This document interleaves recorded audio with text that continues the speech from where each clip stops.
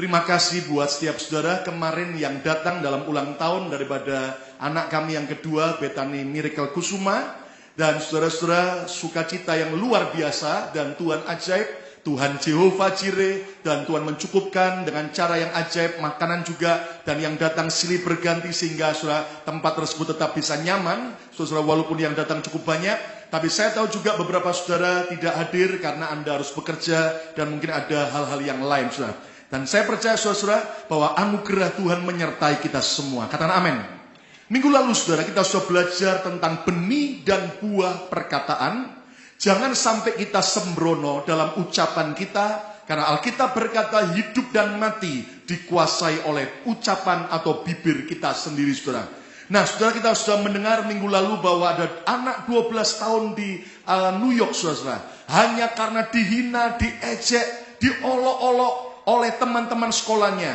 Anak itu ambil keputusan bunuh diri, gantung diri saudara. Di dalam kamar mandinya, di dalam apartemen di mana dia tinggal.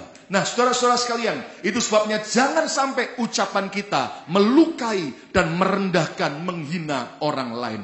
Nah hari ini saudara, saya mau membagikan satu kebenaran firman Tuhan. Tentang menang atas hinaan. Saudara-saudara, tanpa kita sadari, ternyata semua kita pasti pernah dihina, pasti pernah diejek, pasti pernah direndahkan, pasti pernah ditolak oleh orang lain. Mungkin saudara pernah dihina karena penampilan fisik saudara, mungkin yang sangat gendut, atau mungkin yang terlalu kurus, atau mungkin yang terlalu tinggi, atau yang terlalu pendek. Mungkin saudara hidungnya mancung, tapi ke dalam saudara matanya 5 watt, apalagi kalau lagi ketawa, wah, tidak lihat apa-apa lagi saudara, karena matanya terlalu sipit saudara. Mungkin saudara pernah dihina orang karena usia masih terlalu muda, dianggap bau kencur, dianggap anak pupuk bawang, atau terlalu tua, sehingga saudara mungkin di kerjaan, ya terlalu tua, kami nggak mau terima dan sebagainya. Anda merasa ditolak atau dihina. Atau mungkin kita pernah dihina karena status ekonomi kita, status pendidikan kita yang ternyata di bawah. Atau saudara pernah dihina karena kegagalan, kesalahan di masa lalu yang pernah terjadi. Atau saudara juga mungkin pernah dihina karena saudara adalah orang Kristen, pengikut Yesus, dianggap sok fanatik, dianggap aneh dan sebagainya. Saudara-saudara sekalian, ternyata semua orang sukses adalah orang yang telah berhasil mengalahkan, yang telah berhasil menang atas setiap hinaan maupun ejekan. Yang mengerti, katakan amin. Saudara-saudara, orang sukses adalah mereka yang berhasil mengubah setiap hinaan. Kata bersama saya, mengubah setiap hinaan. 2, 3. Menjadi batu fondasi yang kuat. Kata bersama saya, batu fondasi yang kuat. 2, 3. Bagi keberhasilannya. Sementara orang gagal adalah mereka yang menjadikan hinaan, penolakan menjadi batu sandungan yang menghancurkan kehidupan mereka. Mari kita lihat satu ayat nubuatan tentang akhir zaman saudara. 2 Petrus pasal 3 ayat yang ketiga. Yuk baca sama-sama 2, 3. Yang terutama harus kamu ketahui ialah bahwa pada hari-hari zaman akhir keras akan tampil pengejek-pengejek dengan apa saudaraku? Dengan ejekan-ejekannya, yaitu orang-orang yang hidup menuruti hawa nafsunya. Perhatikan saudara, bahwa Alkitab sudah menubuatkan di akhir zaman akan muncul banyak pengejek-pengejek yang suka ngejek orang lain, yang suka menghina, yang suka merendahkan, yang suka menolak orang lain. Nah jangan heran kenapa hari-hari ini banyak orang suka berkata jelek tentang hidup saudara, tentang keadaan saudara. Kenapa? Karena kita sekarang sudah hidup pada akhir zaman. Siapa percaya kita sekarang berada di akhir zaman? Lambaikan tangan saudara, kata bersama saya percaya ini akhir zaman. 2, 3. Bilang kanan kiri, katakan pasti banyak muncul pengejek-pengejek. Yang suka ngejek saudara mungkin, tapi pastikan bukan saudara yang suka ngejek orang lain. Amin. Satu hari ada turis dari Belanda saudara. Dia bisa berbahasa Indonesia fasih. Waktu dia turun mendarat di airport Cengkareng, Jakarta. Dia kemudian naik taksi, saudara. Lalu ketika taksi itu lewat depan stasiun Gambir. Tiba-tiba saudara, turis Belanda berkata, well, ini stasiun kereta api Gambir. Orang Indonesia berapa lama membangunnya? Lalu sopir taksi dengan polos berkata, 2 tahun tuan. Oh, kalau di Belanda hanya 6 bulan selesai. Wah, turis ini saudaraku ngomong begitu, si sopir taksi berkata, wah ini orang kok agak belagu. Lalu lewatlah mereka di depan Taman Mini, saudaraku. Lalu turis Belanda tanya lagi, well, berapa lama orang Indonesia bangun Taman Mini ini? Oh, setahu saya tuan 1 tahun. Oh, kalau di Belanda cuma 3 bulan. Sopir taksi tambah kesel, saudaraku. Tiba-tiba lewatlah di depan Monas. Well, tanya si turis, berapa lama orang Indonesia bangun Monas ini? Dan Anda tahu, saudara, si sopir taksi udah kesel dan dia berkata, tuan, saya nggak tahu pasti. Tapi yang saya yakin, kemarin saya lewat sini masih belum ada. Saudara-saudara, di mana-mana akan muncul banyak pengejek-pengejek. Ada pemuda miskin, saudara, datang ke toko, ya toh, elektronik, saudara. Lalu dia bertanya begini, mbak, berapa harga iPad tablet satu itu mbak? iPad 1, ya kan? Saudara, sekarang disebut tablet, saudara. Berapa mbak? iPad 1 itu mbak, tablet itu. Oh, ini 6 juta rupiah. Oh. Nah yang tablet iPad yang kedua, nomor 2 berapa? Wah, 8 juta. Lah yang nomor 3, wah iPad 3, 9 juta. Lalu dia lihat sebelahnya, nah kalau yang sebelahnya mbak, Galaxy tablet nomor 1 itu berapa? Wah ini lebih murah, 3 juta. Nah kalau yang tablet Galaxy 2 nomor 2, tipe kedua, berapa harganya? Wah kalau ini lebih mahal, 5 juta. Dia liatin, mbaknya lama-lama kesel, dia bilang ini, mas, nanya terus dari tadi. Kalau memang tidak punya duit, tidak bisa beli, jangan tanya-tanya. Lalu itu pemuda berkata, mahal mbak ya. Ngomong-ngomong mbak, ada nggak tablet yang murah? Ada. Paramek. Hanya 2.500 dapat 4 tablet. Saudara-saudara, di mana-mana akan muncul banyak orang yang suka mengejek. Dan Alkitab, saudara, di dalam Alkitab ada orang yang hancur karena ejekan, ada orang yang hancur hidupnya karena hinaan. Saudara-saudara, orang itu adalah siapa? Raja Saul, saudaraku. Raja Saul dihina oleh orang-orang dursila, orang-orang penjahat, pada saat Saul baru dilantik menjadi raja atas Israel. Coba lihat ayatnya, 1 Samuel 10 ayat 26 sampai 27, saudara. Alkitab berkata apa? 1 Samuel 10 ayat 26 mulai. Saul pun pulang ke rumahnya, ke Gibeah. Ini habis diurapi oleh Nabi Samuel jadi raja Israel. Dan bersama-sama dengan dia ikut pergi orang-orang gagah perkasa yang hatinya telah digerakkan Allah. Ada orang-orang yang ikut Saul. Tapi lihat ayat 27, saudara. Tetapi orang-orang dursila, dalam terjemahan lain orang-orang bajingan, berkata, masakan orang ini dapat menyelamatkan kita? Siapa dia? Anak ingusan, masa dia bisa menyelamatkan kita? Mereka, orang-orang dursila, menghina dia, menghina Raja Saul, dan tidak membawa persembahan kepadanya. Tetapi ia, Saul, pura-pura tuli. Saya mau tanya sama saudara. Ketika hinaan itu datang dan mengejek, siapa dia? Apa dia memang bisa menyelamatkan kita? Memang dia cocok enggak jadi raja? Bisa mimpin kita enggak? Saudara-saudara, saya mau tanya. Waktu ayat ini berkata, tetapi Saul pura-pura tuli. Berarti sebetulnya Saul itu dengar enggak hinaan mereka? Dengar enggak?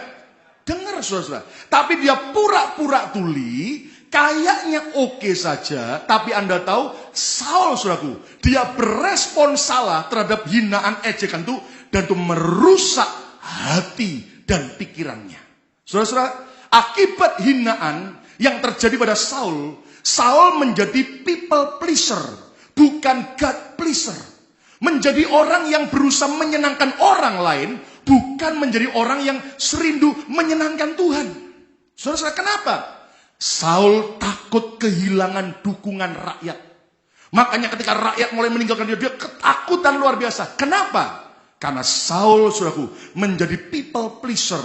Dia seorang yang, saudara, berespon salah terhadap ejekan, hinaan, tekanan dalam hidupnya. Dan lebih lagi, saudara, Saul akhirnya mencari pembuktian diri. Dia mau dianggap hebat. Saudara, dia mencari approval dari manusia, penghargaan, pengakuan dari orang lain. Berapa banyak orang, saudaraku, kalau dia dihina, diejek, responnya kayak begini, salah. Dia mau supaya orang mengakui dia, bahwa dia hebat.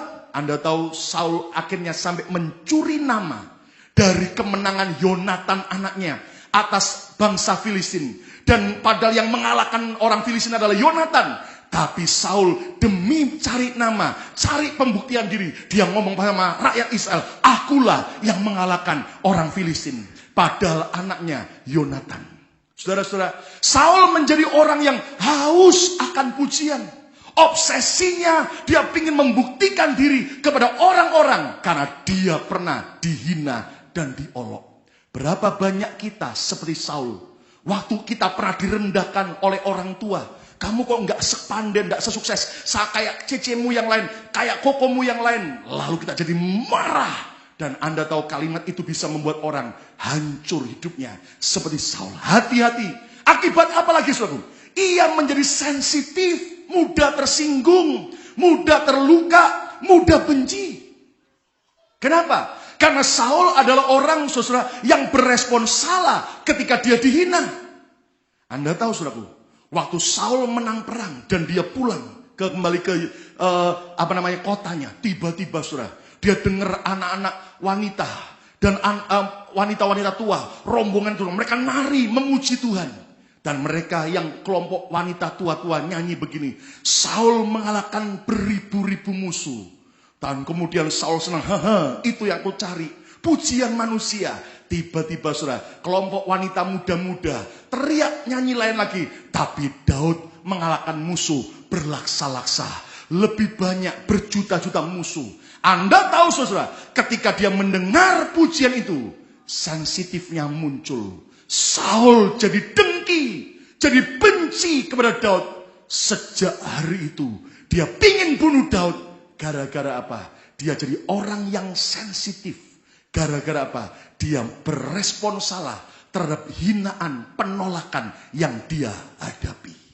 Hati-hati, saudara. Bahkan Saul rela melanggar perintah Tuhan demi menyenangkan manusia. Anda tahu ketika Tuhan berbicara kepada Saul melalui Nabi Samuel, kalahkan Amalek, bangsa Amalek, habisin semua.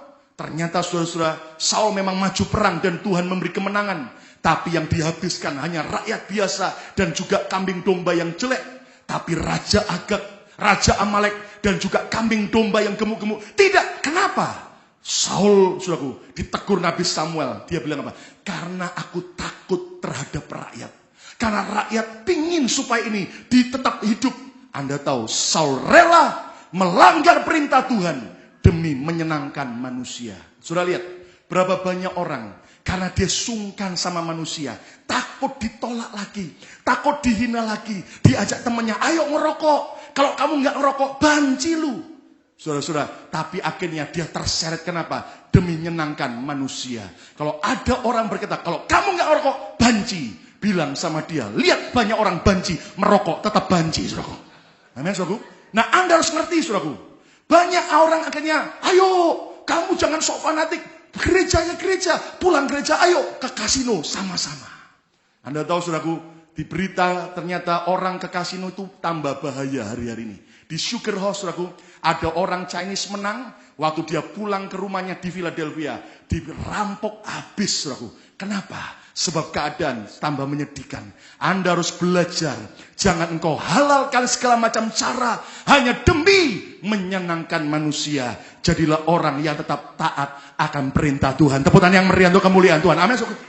Bahkan Anda tahu akibat Saul, dia tidak bisa menang atas hinaan. Ia bunuh diri agar tidak dipermalukan.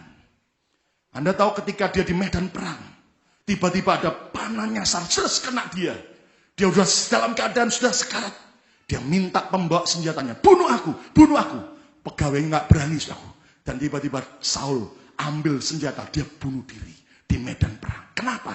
Karena Saul takut dipermalukan. Saya mau beritahu sama saudara-saudara, orang sukses adalah orang yang bisa mengubah setiap hinaan, ejekan, penolakan justru menjadi batu loncatan untuk berhasil. Tepuk tangan yang meriah untuk kemuliaan Tuhan. Amin. Saya tahu di antara saudara, mungkin ada yang sudah mengurus surat demikian bagus, tapi seolah-olah Anda ditolak. Jangan sampai itu melukai hatimu, karena itu akan menghancurkan hidup saudara. Mungkin ada saudara yang sudah PDKT. Tahu PDKT? Pendekatan. Sudah PDKT, ajak makan, sudah dikasih baju hadiah, tiba-tiba dia tolak cinta kita. Saya mau beritahu sama saudara, kita harus bisa menang atas setiap hinaan, ejekan, penolakan. Kenapa saudaraku? Karena di dalam Alkitab juga banyak contoh. Orang-orang yang sukses, orang-orang yang menang atas setiap hinaan dan ejekan. Contohnya siapa? Daud. Daud itu saudara, lihat. Dia dihina oleh kakak-kakaknya. Dia dihina oleh Raja Saul pemimpinnya. Kamu siapa? Anak ingusan mau kalahkan Goliat. Goliat itu gede, tinggi, perkasa. Sejak muda dia udah jadi tentara. Kamu masih ingusan, siapa kamu? Anda tahu Daud tidak peduli. Bahkan di dalam medan peperangan, Goliat mengejek Daud.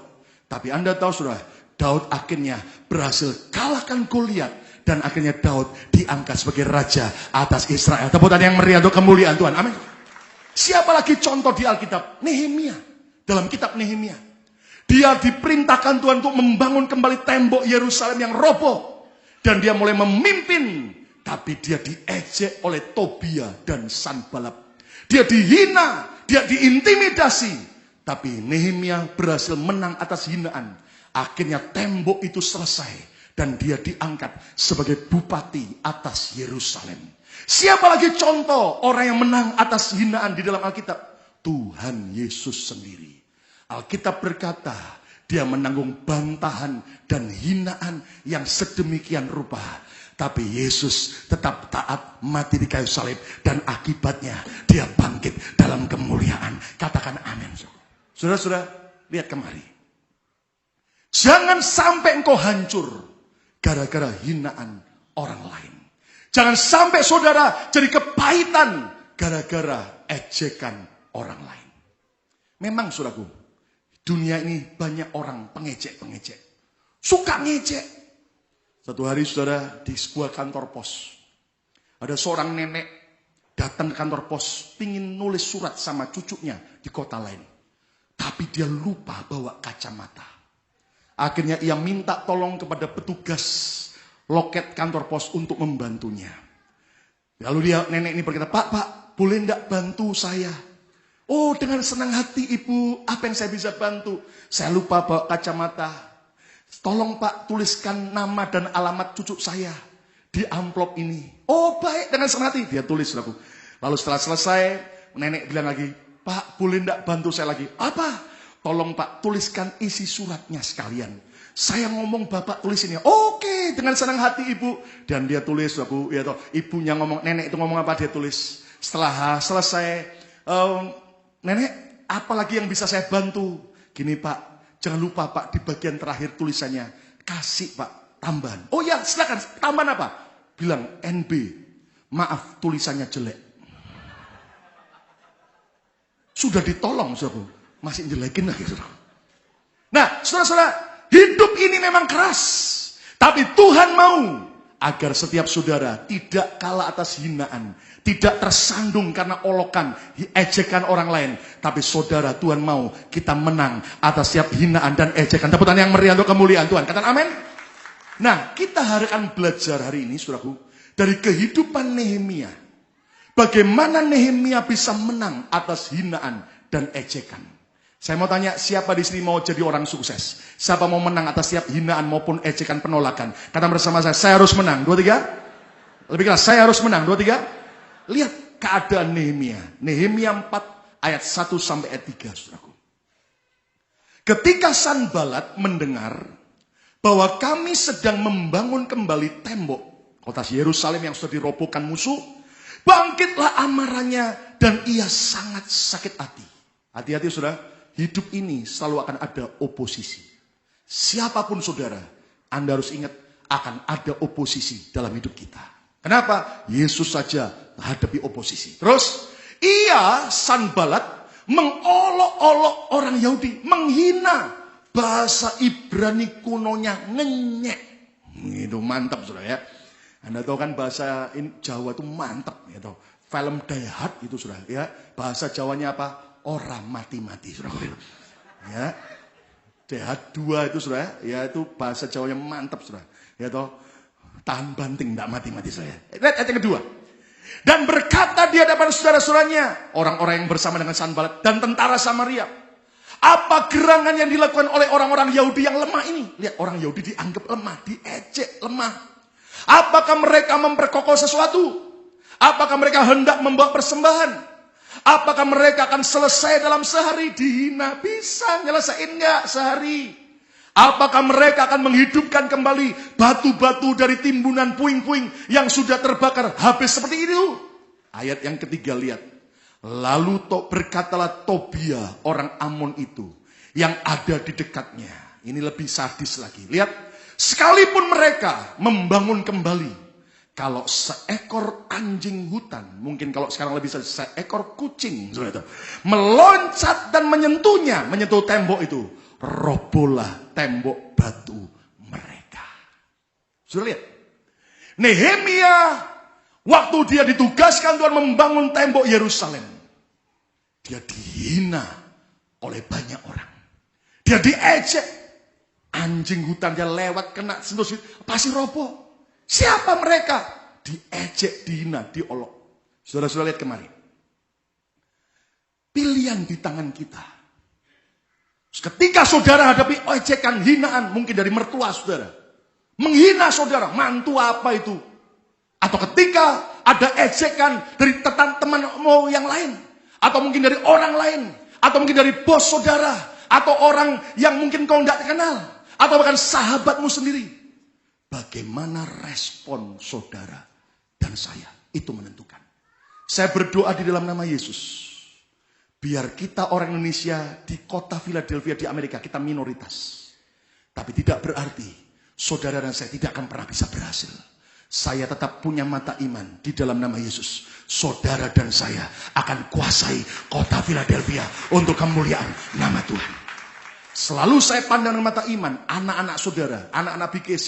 Saya pandang dengan mata iman. Ini mereka adalah calon-calon para pengusaha-pengusaha, calon presiden-presiden, calon pengacara, dokter, dan juga para calon yaitu para pengusaha yang diberkati oleh Tuhan. Kok kayak enggak percaya? Tepuk tangan yang meriah untuk kemuliaan Tuhan. Haleluya! Amin, saudara.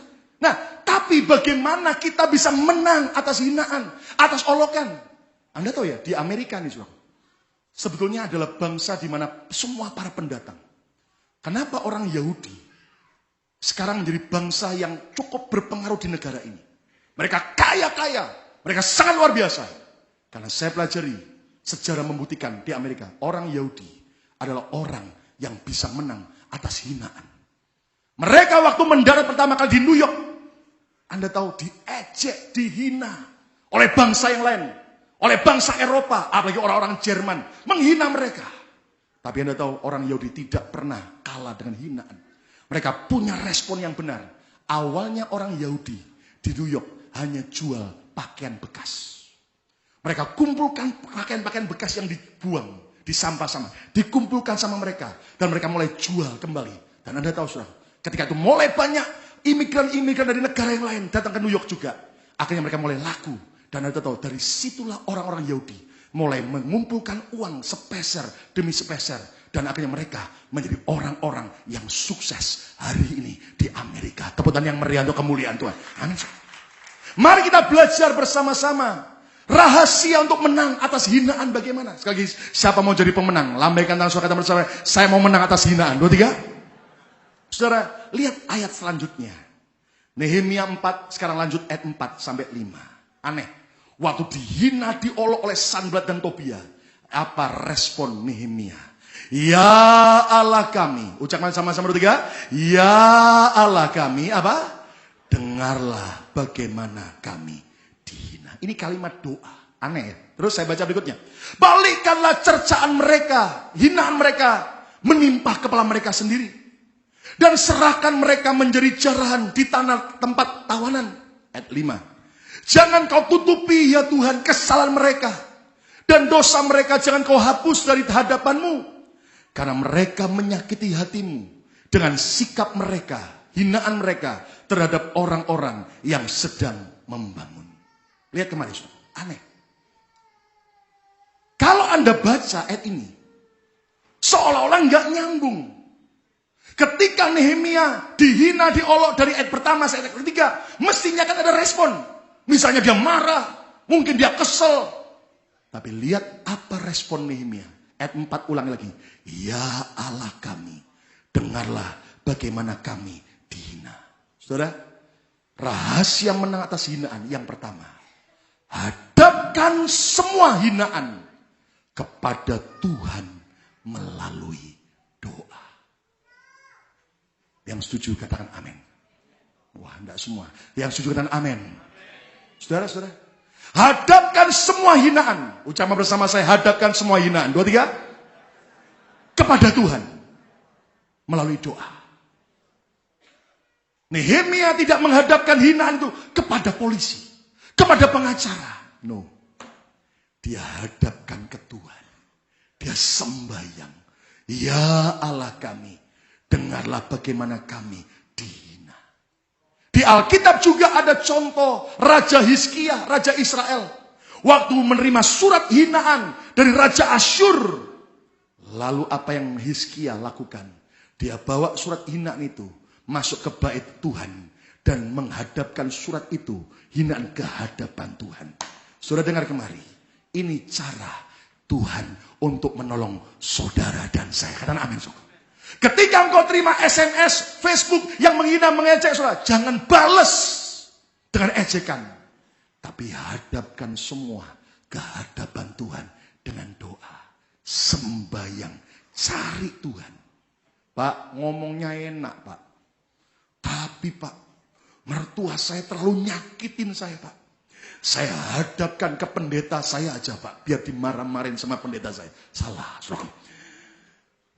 Biar saya hadapin aja Pak kepada anjing yang galak Pak. Salah juga. Kata bersama saya, hadapkan ke Tuhan. 2, 3. Kalau mungkin ada orang yang jahat sama saudara, nggak perlu engkau cari pembelaan diri. Hadapkan ke Tuhan. Apa sih artinya menghadapkan semua hinaan kepada Tuhan? Nehemia bilang ini, ya Allah kami, dengarlah bagaimana kami dihina.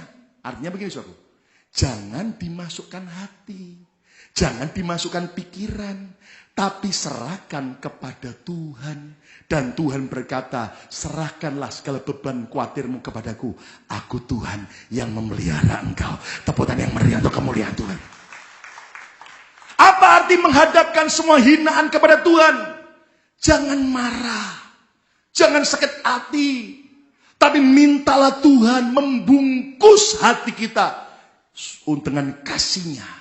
Sehingga hati kita tidak pernah tercemar, tidak pernah terkontaminasi dengan semua hinaan maupun ejekan. Yang setuju katakan amin. Saudara-saudara, contoh. Lihat kemari. Sekarang kan lagi mulai masuk musim dingin, mulai drop. Hari ini sudah 50 Fahrenheit. Dan beberapa yang hari akan datang mungkin bisa panas sebentar, tapi Anda tahu akan semakin dingin. Kenapa? Sudah masuk winter, musim salju. Kalau saudara, ketika udara dingin luar biasa, saya mau tanya, bagaimana caranya supaya Anda tidak sampai kedinginan, tidak sampai masuk angin, dan tidak sampai terus minum jamu tolak angin? Halo, caranya gimana? Hah? Pakai jaket yang tebal, bungkuslah hidup saudara, tubuh saudara dengan jaket yang tebal. Jangan bilang gini, Pak, saya pakai iman, Pak. Udara dingin, tak tengkingin, Pak. Di dalam nama Yesus, dingin jadi panas. Dingin jadi panas. Biar Anda tengking, Tuhan ngomong, nak, jangan kau tengkingin, nak. Aku yang kasih udara dingin, nak. Kalau kamu tidak mau kedinginan, sudah pindah ke tempat lain yang panas saja, sayang. Itu resiko kalau kita hidup di Philadelphia. akan hadapi udara dingin dan bahkan lebih dingin lagi. Bahkan diperkirakan katanya tahun lalu, saudaraku, Anda tahu salju kurang sekali di kota ini, tapi tahun ini katanya lebih tebal daripada tahun-tahun sebelumnya. Kenapa? Karena tahun lalu semua salju dibawa ke Eropa. Tahun ini akan kembali ke Amerika. Hidup Amerika, saudaraku. Nah, saya mau beritahu sama saudara, itu dingin biar Anda tengkingin, Anda benci, tidak akan pernah berubah, tetap dingin. Yang Anda harus lakukan adalah apa? Pakai jaket yang tebal, bungkus tubuh saudara dengan ketebalan. Supaya apa? Di tengah kedinginan, kita tetap akan bisa apa? Hangat. Dengar saudara. Orang hina saudara, ngejek saudara, biar Anda tengking-tengking. Mulutmu ditutup kayak singa, ditutup sama Tuhan. Tetap akan buka terus saudara. Dan Anda tidak akan pernah bisa ubah omongan orang. Tapi yang Anda harus dan saya kerjakan, bungkus hati kita dengan kasih Yesus yang luar biasa. Tepuk tangan yang meriah untuk kemuliaan Tuhan. Amin. Anda tahu Pastor Bill Wilson nulis buku yang kedua, Si Badak Teflon. Waktu saya baca itu, saya mulai, maksudnya begini. Anda tahu badak itu kan binatang yang kulitnya tebal. Kita ini sebagai anak Tuhan mau berhasil. Siapa mau berhasil? Angkat tangan. Kulit kita harus tebal. Bilang ini, kulitmu harus tebal. Amin, sobat. Jangan kebalik. Hatinya tebal, keras hati, karena banyak disakiti orang, kulitnya tipis, tetap sensitif, gampang tersinggung. Salah. Yang betul itu, muka beton, hatinya lembut. Tuh, udah ada yang amin. Amin, sobat.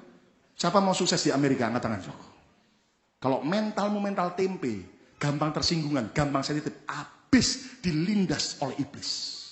Tuhan mau agar kita bermuka beton, ya, jadi kulitnya setebal badak. Tapi teflon, Anda tahu teflon kayak panci, ada teflonnya, licin.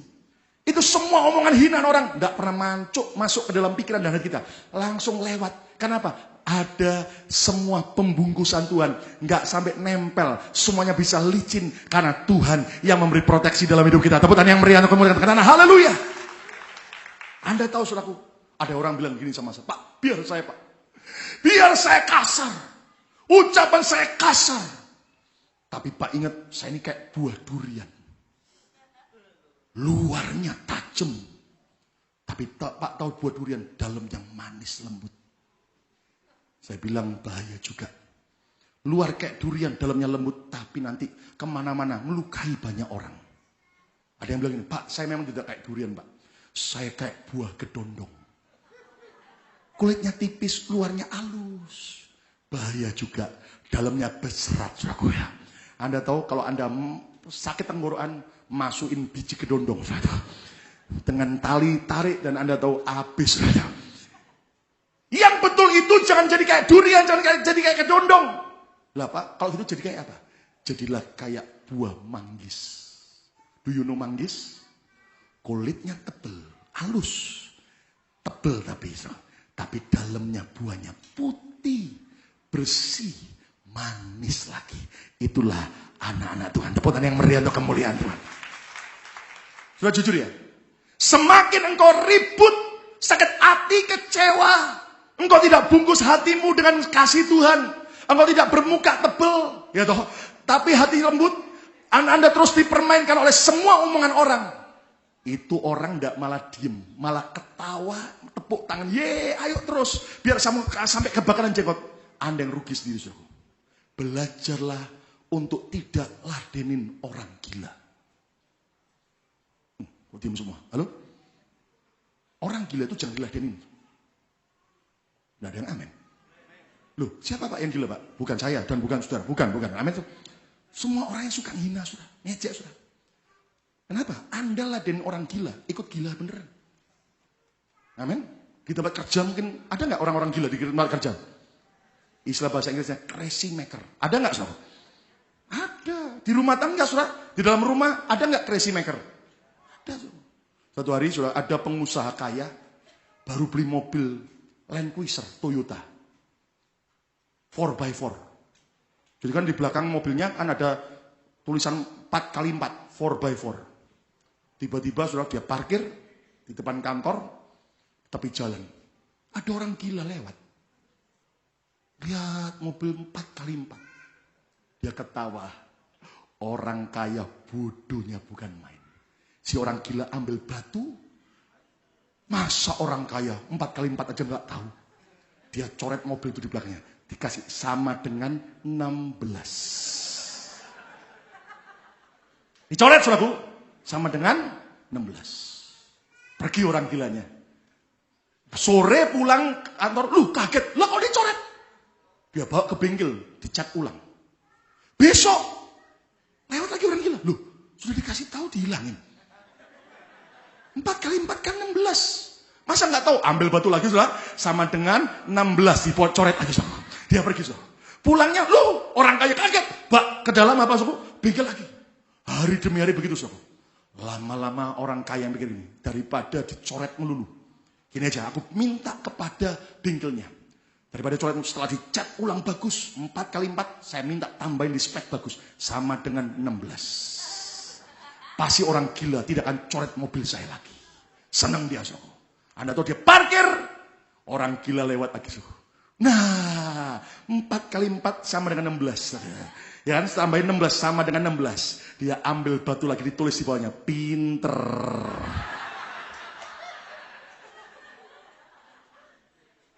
Nuruti orang gila, jadi gila sungguh aja.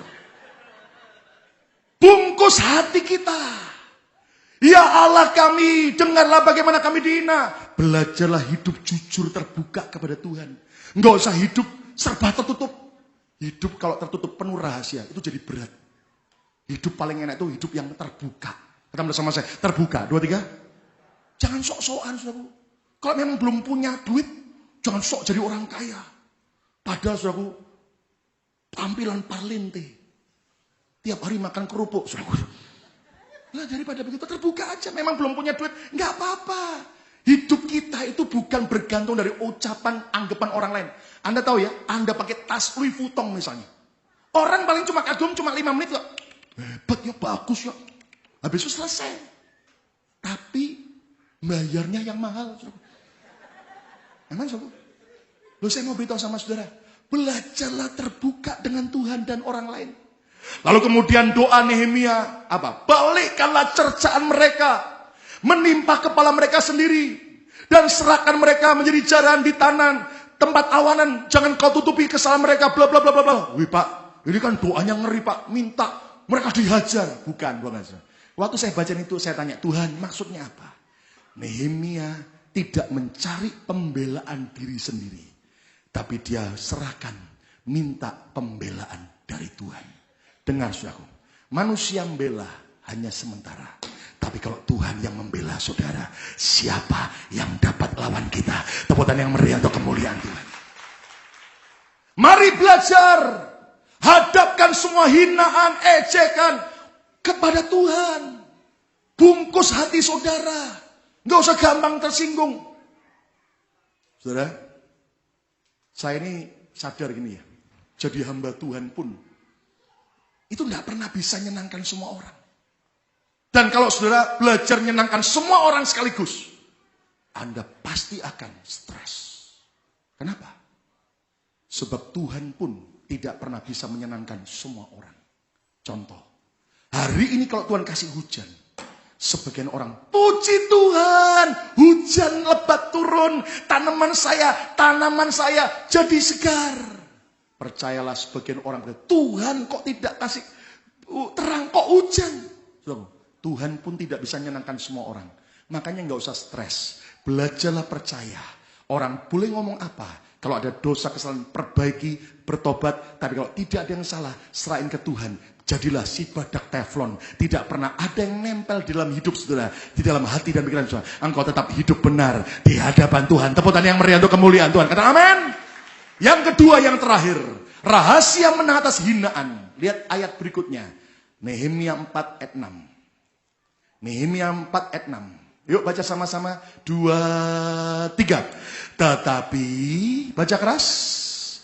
Kami terus membangun tembok. Kata bersama saya, kami terus membangun tembok. 2, 3. Lebih keras, kami terus membangun tembok. 2, 3. Sampai setengah tinggi. Dan sampai ujung-ujungnya bertemu. Karena seluruh bangsa bekerja dengan segenap hati. Aneh. Habis kalimat doa, hadapkan semua hinaan, ejekan, penolakan ke hadapan Tuhan. Yang kedua, Nehemia berkata, tetapi kami terus membangun tembok. Yang kedua, rahasianya apa? Terus kerjakan tugas Anda dengan maksimal. Mereka tidak mau terhenti. Mereka tidak mau berhenti. Dan berkata, aduh, terlalu banyak tentangan, terlalu banyak hinaan, sudah tidak lagi bangun tembok. Tidak. Tapi ayat ini berkata, kami terus membangun. Kata bersama saya terus membangun. 2, 3. Kata bersama saya tidak pernah berhenti. 2, 3. Sudah, lihat kemari. Tahun ini, 2012 memang, Tuhan kasih tema tahun ini, tahun finishing strong. Makanya ada beberapa kali, Pak, kok kenapa banyak tantangan dalam hidup saya? Itu adalah bagian daripada perlombaan iman.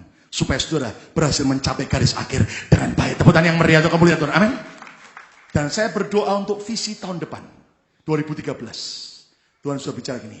Tahun depan kasih tema. From glory to glory. Dari satu kemuliaan kepada kemuliaan yang lebih besar. Kalau kita sudah mencapai kemenangan bersama Tuhan, percayalah akan ada puncak kemenangan yang lebih dahsyat yang Tuhan akan berikan buat saudara dan saya. Amin. Terus kerjakan tugas. Kata bersama saya, kerjakan tugas. 2, 3. Dengan maksimal.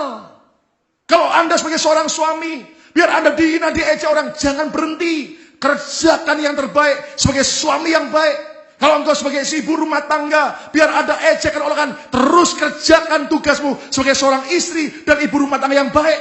Dan Anda akan tahu hasil akhirnya kemuliaan kepada kemuliaan yang lebih besar. Amin. Sebagai seorang jemaat, sebagai seorang hamba Tuhan, sebagai seorang jemaat, terus kerjakan. Jadilah generasi unstoppable, generasi yang tidak terhentikan. Anda tahu Daud tidak terhenti karena ejekan saudara-saudaranya. Tidak terhenti karena ejekan Saul. Tidak terhenti karena ejekan Goliat. Daud terus maju, menuntaskan peperangannya. Siapa mau jadi pemenang? Beri tepuk tangan yang meriah untuk kemuliaan Tuhan. Amin. Jangan terhenti. Kata bersama saya tidak boleh terhenti. 2, 3. Anda tahu, satu hari Mr. Bean, waktu naik pesawat terbang, ketemu sama Albert Einstein. Albert Einstein si cendekiawan mengejek, menghina, hahaha, kamu orang blow on, kamu orang bodoh. Lalu Mr. Bean cuma ketawa-ketawa aja. Dia bilang begini, Albert Einstein, yuk kita berlomba. Kata Albert Einstein, tantang Mr. Bean. Kita main tebak-tebakan. Kalau Mr. Bean, kalau kamu nggak bisa jawab pertanyaan saya, kamu bayar saya denda $5. Lah, kalau kamu nggak bisa jawab pertanyaan saya, tanya Mr. Bean. Saya nggak mungkin tidak bisa jawab. Saya orang pandai, saya pasti bisa jawab. Oke, kalau sampai saya tidak bisa jawab, kata Albert Einstein, saya bayar kamu $500. Mr. Bean ketawa, oke, silakan dulu. Albert Einstein tanya sama Mr. Bean, berapa jarak antara bumi ke bulan?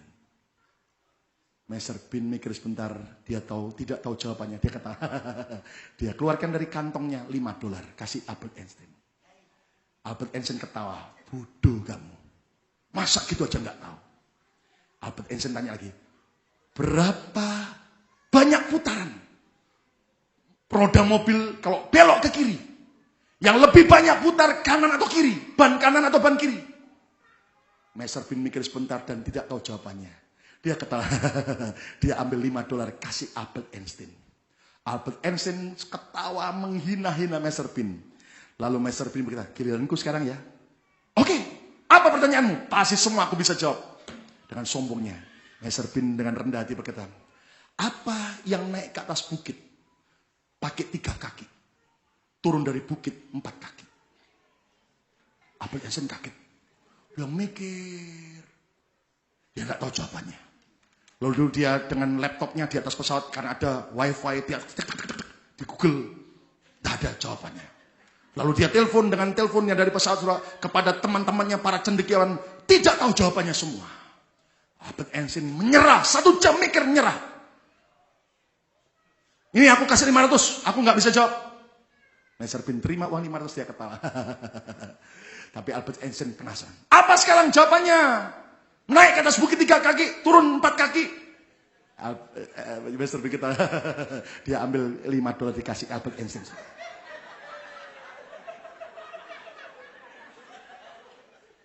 Siapa yang lebih bodoh, saudaraku? Saudara, belajarlah untuk menjadi orang yang terus melangkah, kerjakan tugas bagian kita tanpa terhenti oleh apapun juga. Tepuk tangan yang meriah untuk kemuliaan Tuhan. Amin. Saudara, biar orang ngejek kadang-kadang, saudaraku, ya toh, belajarlah terus kerjakan apa yang jadi tugas, kerjakan dengan baik. Kami kadang-kadang sudah diejek orang dan sebagainya. Oh, katanya begini, saudaraku. Tapi kami tidak pusing. Kami lakukan, saudara, yang terbaik mungkin. Nah, saya akan tayangkan sama saudara sebuah klip pelayanan daripada Bethany City Care. Dan Anda akan lihat bagaimana, saudaraku, kita tidak mau terhenti oleh omongan orang. Tapi kami kerjakan semua untuk kemuliaan nama Tuhan. Katakan haleluya, saudara. Amin. Mari kita saksikan. Silakan. Gereja yang sehat adalah gereja yang menjadi berkat bagi komunitas yang ada. Kami dari Gereja Bethany Miracle Center Philadelphia, kami rindu menjadi berkat bagi setiap saudara yang membutuhkan pertolongan. Pada awal gereja ini, saya dengan istri banyak langsung terlibat membantu jemaat yang membutuhkan pertolongan, kunjungan, dan berbagai pelayanan yang lain.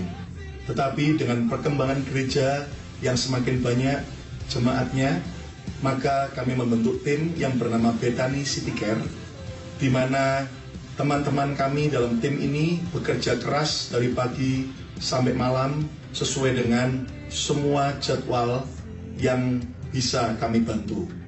Dan saudara yang kasih Tuhan, inilah tim kami. Saya Pendeta Lukas Kusuma. Saya Sam Roset. Saya Lydia Pratama. Saya Jeffrey Andreas. Saya Indah Gutama. Saya Selvi Nisa. Bethany City Care siap melayani Anda. Tepuk tangan yang meriah dong. Haleluya. Nama saya Franz. Sony Sundoro. Saya Livua. Suara saya udah sedih. Nama saya Solayani. Nama saya Alita. Saya membutuhkan transit ke dokter, hand center, ke dokter jantung di Jefferson, dan ke Methodist. Penerjemah untuk ke dokter. Translator, ke lawyer. Sering ke dokter. Bantuan ke mamogram. Saya mengantar mama saya ke dokter mata. Ada 6 bulan sudah. Sekitar 2 bulan. Hampir setengah tahun ya. Lebih 1 tahun. Saya lihat di kabar kilat dulu. Di majalah kabar kilat. Di Mega, Di saya Lampung. Pak Bumila. Kalau itu memang saya dengar begitu. Cumanya kalau pelaksananya enggak benar. Semua itu bebas. Itu semua, walaupun bukan dari Bethany, bisa dilayani dengan baik. Saya bilang, aduh Fong, aku sungkan Fong, aku nggak ke gereja situ Fong. Oh, gak enak Fong, aku sungkan Fong. Nggak apa-apa. Lampungnya bilang nggak apa-apa, pasti diantar, nggak apa-apa Swan. Itu bukan cuma untuk gereja Bethany aja, untuk semua Swan. Terus saya coba, saya butuh ya, saya mau antar mama saya ke dokter mata, saya hubungi Rosid. Terus saya sama Rosid, saya diantarkan ke dokter mata. Bethany City Care tidak pernah memungut biaya 1 sen pun buat saya. Oh, tidak ada biaya sama sekali. Semua itu free. Semuanya free. Pertolongan ini gratis, tidak membayar apapun. Oh, itu gratis. Saya selalu tuh kalau Lydia mau parkir, mau isi bensin, saya selalu mau kasih si Lydia. Lydia ditolak, nggak boleh katanya, itu semua udah termasuk dari Bethany.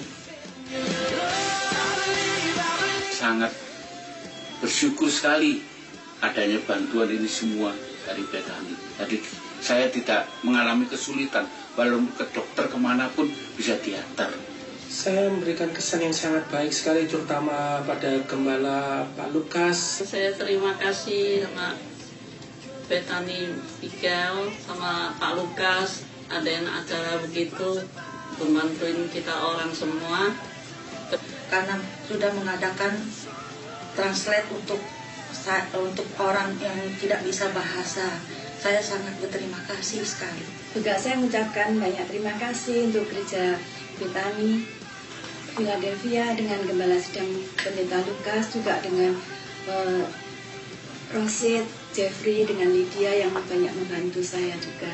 Dan terima kasih sama Bethany City Care sama Pak Lukas apa untuk mengantarkan yang kita ini semua yang membutuhkan ke dokter, semuanya gratis. Dan Maju terus, pantang mundur. Maju terus untuk membantu orang-orang kita yang kesusahan. Maju terus Bethany City Care, maju terus. Bisa maju terus selamanya. Maju terus Bethany City Care, tidak pernah lelah untuk membantu kami. Terima kasih. Tepuk tangan yang meriah untuk kemuliaan Tuhan. Ya, saudara-saudara, jadi mari kita terus kerjakan tugas kita. Kerjakan bagian kita dengan baik. Jangan pernah terganggu oleh semua ejekan maupun hinaan, saudaraku. Jangan izinkan ejekan orang lain mengontrol hidup saudara.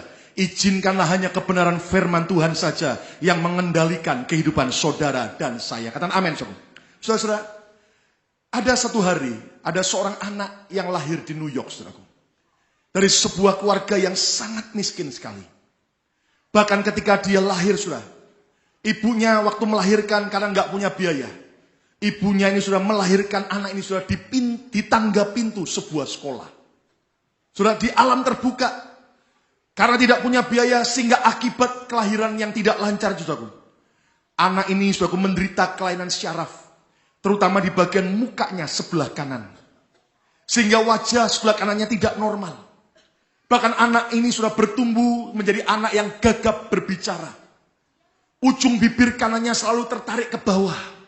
Dan dia sering kali diejek, dihina oleh teman-teman yang melihat dia seperti tokoh film kartun kucing dalam film Looney Tunes. Karena memang keadaannya mirip dengan kucing karena bibirnya yang sangat aneh. Anda tahu, saudara, bahkan ini anak dimasukkan dalam sekolah luar biasa. Karena dianggap ada cacat dalam tubuhnya. Tetapi saudara, anak ini bertumbuh jadi seorang pemuda. Dia punya mimpi besar. Dia ingin menjadi seorang aktor. Lalu apa yang terjadi, saudara? Untuk mengejar mimpinya, aktor ini, saudaraku, mulai pemuda, saudaraku, mulai mengikuti audisi di mana-mana. Anda tahu, saudara, dia ditolak sebanyak 1.500 kali oleh para agen-agen film di New York. Walaupun sebetulnya jumlah agen-agen film yang ada di New York tidak sebanyak itu. Itu berarti, saudara, satu agen minimal telah menolak dia berkali-kali. Karena ini pemuda terus tidak pernah menyerah. Bahkan satu hari dia pingin main di sebuah film. Dan ditolak oleh agensinya. Anda tahu ini pemuda tungguin sampai besok paginya. Ketika agensinya kembali ke kantor, dia kaget. Pemuda ini tungguin semalaman. Supaya demi bisa main di sebuah film. Akhirnya dia dikasih peran yang sangat kecil, hanya berapa detik muncul. Tapi dia mulai bangkit dan terus bergairah. Anda tahu, saudara, ketika dia mulai menikah. Bahkan sampai istrinya tidak tahan lagi. Dengan semua obsesinya. Ingin jadi seorang aktor terkenal. Sampai ketika New York mulai masuk musim dingin. Dia sudah nggak punya duit lagi. Lalu pria ini terpaksa menjual perhiasan istrinya. Bahkan ketika semua uang sudah habis. Dengan terpaksa pemuda ini, saudaraku, dia jual anjing kesayangannya yang bernama Timmy. Hanya dengan uang sejumlah $25. Dia jual, dia nangis. Tapi dia tidak putus asa, saudara. Sampai dalam keadaan dia sedih. Dia lihat di televisi sebuah pertandingan tinju. Antara Muhammad Ali dengan Chuck Wilbur. Waktu dia lihat itu, saudaraku, ternyata Chuck Wilbur, seorang petinju yang lemah. Yang menurut ramalan banyak orang, pasti akan KO di tangan Muhammad Ali hanya di ronde ketiga. Tapi ternyata Weber, saudaraku, mempunyai kemantapan dan tekad yang luar biasa. Dia bertahan sampai ronde 15. Walaupun akhirnya Muhammad Ali tetap yang menang. Tapi ini pemuda terinspirasi oleh kisah perjuangan Weber. Dan Anda tahu, saudaraku, waktu dia selesai lihat pertandingan itu, 3 hari 3 malam dia tidak tidur. Dia mulai tulis naskah film. Naskah 3 hari 3 malam. Setelah selesai, saudaraku, tangannya gemetar. Dan dia berkata, ini naskah film terhebat. Pasti akan membuat hidup saya berubah. Anda tahu dia tawarkan naskah film itu ke beberapa produser film. Ditolak. Dia putar terus, ditolak. Sampai akhirnya, saudaraku, Ada seorang produser film mau membeli naskahnya hanya dengan harga 20.000 US dollar. Tapi pemuda ini berkata, oke, aku mau jual, asal aku yang jadi aktor utama film ini. Oh, nggak bisa. Kamu siapa? Kamu nggak pernah terkenal. Lihat kamu nggak mungkin terkenal, nggak akan laku film saya. Tapi dia tidak mau jual akhirnya. Lalu kemudian sudah oleh produser dulu ditawar lagi lebih tinggi, 80.000 US dollar, tidak mau. 125.000, nggak mau. 250.000, nggak mau. 325.000, uang besar saudaraku, dia butuh duit. Tidak mau. Kalau aku tidak jadi aktor utamanya, aku tidak akan mau jual naskah ini. Singkat ceritanya saudaraku, akhirnya produser setuju dengan menjadikan pemuda ini sebagai tokoh utama film itu. Hanya dibayar 20.000 US dollar. Dan juga hanya ditambah $340 seminggu sebagai upah minimum seorang aktor. Tapi Anda tahu saudaraku, ternyata film itu hanya dengan biaya budget pembuatan yang sangat rendah, hanya 1 juta US dollar. Ternyata ini pemuda main dengan bagus sekali. Dan dia berhasil membuat film ini terkenal. Mencapai box office. Dan itu film laku menghasilkan 200 juta US dollar. Dan Anda tahu pemuda ini mulai terkenal. Film itu menjadi akademi sangat terkenal. Dan akhirnya sudah menjadi pemenang 3 piala Oscar. Dan Anda tahu saudara, dari tahun 1970 sampai tahun 1990, pemuda ini telah berhasil memainkan beberapa film. Dan dari seorang pemuda yang miskin, gagap bicara awalnya, dia sekarang meraih kekayaan dari film-filmnya lebih daripada 1 miliar US dollar, saudaraku. Dan orang ini adalah Sylvester Stallone, saudaraku. Dan Anda tahu dari film Rocky Balboa dan film Rambo yang tak terkalahkan, saudaraku. Dia tulis dalam hidupnya, dia tulis tentang hinaan, penolakan, ejekan. Dia punya suatu pedoman hidup. I take rejection as someone blowing a bugle in my ear to wake up, and get going rather than retreat. Saya anggap setiap penolakan, setiap hinaan, setiap kegagalan seperti orang meniupkan trompet di telinga saya untuk membangunkan kita, bukan untuk membuat kita mundur. Tepuk tangan yang meriah untuk kemuliaan Tuhan. Lebih meriah lagi untuk kemuliaan Tuhan. Amin. Kekayaannya lebih daripada 2 miliar US dollar hari ini. Dari seorang pemuda yang terlahir miskin dan cacat wajahnya. Saudara-saudara, orang dunia saja berhasil mengalahkan hinaan, ejekan. Kenapa saudara putus asa? Hari ini bangkit kembali. Tuhan mau angkat hidup kita. Tepuk tangan yang meriah untuk kemuliaan Tuhan. Amin, saudara. Yang pertama, hadapkan semua hinaan kepada Tuhan melalui doa. Jadilah si badak teflon, muka tebel, hati tetap lembut. Katakan amin. Yang kedua, tetap kerjakan tugas Anda dengan maksimal. Siapa mau jadi pemenang? Seperti Yesus telah memberi kita kemenangan. Mari berdiri bersama-sama.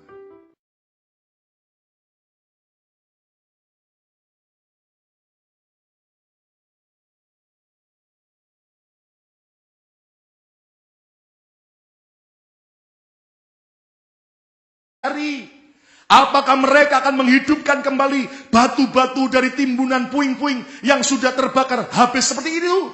Ayat yang ketiga, lihat. Lalu berkatalah Tobia orang Amon itu yang ada di dekatnya. Ini lebih sadis lagi. Lihat, sekalipun mereka membangun kembali, kalau seekor anjing hutan, mungkin kalau sekarang lebih seekor kucing, meloncat dan menyentuh tembok itu, robohlah tembok batu mereka. Sudah lihat? Nehemia, waktu dia ditugaskan Tuhan membangun tembok Yerusalem, dia dihina oleh banyak orang. Dia diejek. Anjing hutan dia lewat kena sentuh pasti roboh. Siapa mereka? Diejek, dihina, diolok. Saudara-saudara lihat kemari. Pilihan di tangan kita. Ketika saudara hadapi ejekan, hinaan, mungkin dari mertua saudara, menghina saudara, mantu apa itu? Atau ketika ada ejekan dari teman-temanmu yang lain, atau mungkin dari orang lain, atau mungkin dari bos saudara, atau orang yang mungkin kau tidak kenal, atau bahkan sahabatmu sendiri. Bagaimana respon saudara dan saya, itu menentukan. Saya berdoa di dalam nama Yesus, biar kita orang Indonesia di kota Philadelphia di Amerika, kita minoritas. Tapi tidak berarti saudara dan saya tidak akan pernah bisa berhasil. Saya tetap punya mata iman di dalam nama Yesus. Saudara dan saya akan kuasai kota Philadelphia untuk kemuliaan nama Tuhan. Selalu saya pandang dengan mata iman, anak-anak saudara, anak-anak BKC. Saya pandang dengan mata iman, ini mereka adalah calon-calon para pengusaha-pengusaha, calon presiden-presiden, calon pengacara, dokter, dan juga para calon yaitu para pengusaha yang diberkati oleh Tuhan. Kok kayak enggak percaya? Tepuk tangan yang meriah untuk kemuliaan Tuhan. Haleluya! Amin, saudara. Nah, tapi bagaimana kita bisa menang atas hinaan, atas olokan? Anda tahu ya, di Amerika nih, saudara, sebetulnya adalah bangsa di mana semua para pendatang. Kenapa orang Yahudi sekarang menjadi bangsa yang cukup berpengaruh di negara ini? Mereka kaya-kaya, mereka sangat luar biasa. Karena saya pelajari, sejarah membuktikan di Amerika, orang Yahudi adalah orang yang bisa menang atas hinaan. Mereka waktu mendarat pertama kali di New York, Anda tahu diejek, dihina oleh bangsa yang lain, oleh bangsa Eropa, apalagi orang-orang Jerman, menghina mereka. Tapi Anda tahu orang Yahudi tidak pernah kalah dengan hinaan. Mereka punya respon yang benar. Awalnya orang Yahudi di New York hanya jual pakaian bekas. Mereka kumpulkan pakaian-pakaian bekas yang dibuang di sampah-sampah, dikumpulkan sama mereka, dan mereka mulai jual kembali. Dan Anda tahu, saudara, ketika itu mulai banyak imigran-imigran dari negara yang lain datang ke New York juga. Akhirnya mereka mulai laku. Dan Anda tahu, dari situlah orang-orang Yahudi mulai mengumpulkan uang sepeser demi sepeser. Dan akhirnya mereka menjadi orang-orang yang sukses hari ini di Amerika. Tepuk tangan yang meriah untuk kemuliaan Tuhan. Amin. Mari kita belajar bersama-sama. Rahasia untuk menang atas hinaan bagaimana? Sekali lagi, siapa mau jadi pemenang? Lambaikan tangan saudara, kata bersama, saya mau menang atas hinaan. 2, 3. Saudara, lihat ayat selanjutnya. Nehemia 4, sekarang lanjut ayat 4 sampai 5. Aneh. Waktu dihina, diolok oleh Sanballat dan Tobia, apa respon Nehemia? Ya Allah kami, ucapkan sama-sama 2, 3. Ya Allah kami, apa? Dengarlah bagaimana kami dihina. Ini kalimat doa. Aneh ya. Terus saya baca berikutnya. Balikkanlah cercaan mereka, hinaan mereka, menimpa kepala mereka sendiri. Dan serahkan mereka menjadi jarahan di tanah tempat tawanan. Ayat 5. Jangan kau tutupi ya Tuhan kesalahan mereka. Dan dosa mereka jangan kau hapus dari hadapanmu. Karena mereka menyakiti hatimu dengan sikap mereka, hinaan mereka terhadap orang-orang yang sedang membangun. Lihat kemarin, aneh. Kalau Anda baca ayat ini, seolah-olah nggak nyambung. Ketika Nehemia dihina, diolok dari ayat pertama sampai ayat ketiga, mestinya kan ada respon. Misalnya dia marah, mungkin dia kesel. Tapi lihat apa respon Nehemia. Ayat 4 ulang lagi. Ya Allah kami, dengarlah bagaimana kami dihina. Saudara, rahasia menang atas hinaan yang pertama. Hadapkan semua hinaan kepada Tuhan melalui doa. Yang setuju katakan amin. Wah, enggak semua. Yang setuju katakan amin. Saudara-saudara, hadapkan semua hinaan. Ucapkan bersama saya, hadapkan semua hinaan. 2, 3. Kepada Tuhan melalui doa. Nehemia tidak menghadapkan hinaan itu kepada polisi, kepada pengacara. No. Dia hadapkan ke Tuhan. Dia sembahyang. Ya Allah kami, dengarlah bagaimana kami dihina. Di Alkitab juga ada contoh Raja Hizkia, Raja Israel. Waktu menerima surat hinaan dari Raja Asyur. Lalu apa yang Hizkia lakukan? Dia bawa surat hinaan itu masuk ke bait Tuhan. Dan menghadapkan surat itu hinaan ke hadapan Tuhan. Saudara dengar kemari. Ini cara Tuhan untuk menolong saudara dan saya. Katakan amin. Ketika engkau terima SMS, Facebook yang menghina, mengejek saudara, jangan bales dengan ejekan. Tapi hadapkan semua ke hadapan Tuhan dengan doa. Sembayang, cari Tuhan. Pak, ngomongnya enak Pak. Tapi Pak, mertua saya terlalu nyakitin saya Pak. Saya hadapkan ke pendeta saya aja Pak. Biar dimarah-marahin sama pendeta saya. Salah, saudara. Biar saya hadapin aja Pak kepada anjing yang galak Pak. Salah juga, saudara. Kata bersama saya, hadapkan ke Tuhan. 2, 3. Kalau mungkin ada orang yang jahat sama saudara, nggak perlu engkau cari pembelaan diri, hadapkan ke Tuhan. Apa sih artinya menghadapkan semua hinaan kepada Tuhan? Nehemia bilang ini, ya Allah kami, dengarlah bagaimana kami dihina. Artinya begini saudara, jangan dimasukkan hati, jangan dimasukkan pikiran, tapi serahkan kepada Tuhan. Dan Tuhan berkata, serahkanlah segala beban khawatirmu kepadaku. Aku Tuhan yang memelihara engkau. Tepuk tangan yang meriah untuk kemuliaan Tuhan. Apa arti menghadapkan semua hinaan kepada Tuhan? Jangan marah, jangan sakit hati, tapi mintalah Tuhan membungkus hati kita dengan kasih-Nya. Sehingga hati kita tidak pernah tercemar, tidak pernah terkontaminasi dengan semua hinaan maupun ejekan. Yang setuju katakan amin. Saudara-saudara, contoh. Lihat kemari. Sekarang kan lagi mulai masuk musim dingin, mulai drop. Hari ini sudah 50 Fahrenheit. Dan beberapa yang hari akan datang mungkin bisa panas bentar, tapi Anda tahu akan semakin dingin. Kenapa? Sudah masuk winter, musim salju. Kalau saudara, ketika udara dingin luar biasa, saya mau tanya, bagaimana caranya supaya Anda tidak sampai kedinginan, tidak sampai masuk angin, dan tidak sampai terus minum jamu tolak angin? Halo, caranya gimana? Hah? Pakai jaket yang tebal, bungkuslah hidup saudara, tubuh saudara dengan jaket yang tebal. Jangan bilang gini, Pak, saya pakai iman Pak. Udara dingin, tak tengkingin Pak. Di dalam nama Yesus dingin jadi panas. Dingin jadi panas. Biar Anda tengking, Tuhan ngomong, nak, jangan kau tengkingin nak. Aku yang kasih udara dingin nak. Kalau kamu tidak mau kedinginan, sudah pindah ke tempat lain yang panas saja sayang. Itu resiko kalau kita hidup di Philadelphia. Akan hadapi udara dingin. Dan bahkan lebih dingin lagi. Bahkan diperkirakan katanya tahun lalu, saudaraku Anda tahu, salju kurang sekali di kota ini. Tapi tahun ini katanya lebih tebal daripada tahun-tahun sebelumnya. Kenapa? Karena tahun lalu semua salju dibawa ke Eropa. Tahun ini akan kembali ke Amerika. Hidup Amerika, saudaraku. Nah, saya mau beritahu sama saudara. Itu dingin biar Anda tengkingin, Anda benci, tidak akan pernah berubah. Tetap dingin. Yang Anda harus lakukan adalah apa? Pakai jaket yang tebal, bungkus tubuh saudara dengan ketebalan. Supaya apa? Di tengah kedinginan, kita tetap akan bisa apa? Hangat. Dengar saudara. Orang hina saudara, ngejek saudara. Biar Anda tengking-tengking. Mulutmu ditutup kayak singa, ditutup sama Tuhan. Tetap akan buka terus saudara. Dan Anda tidak akan pernah bisa ubah omongan orang.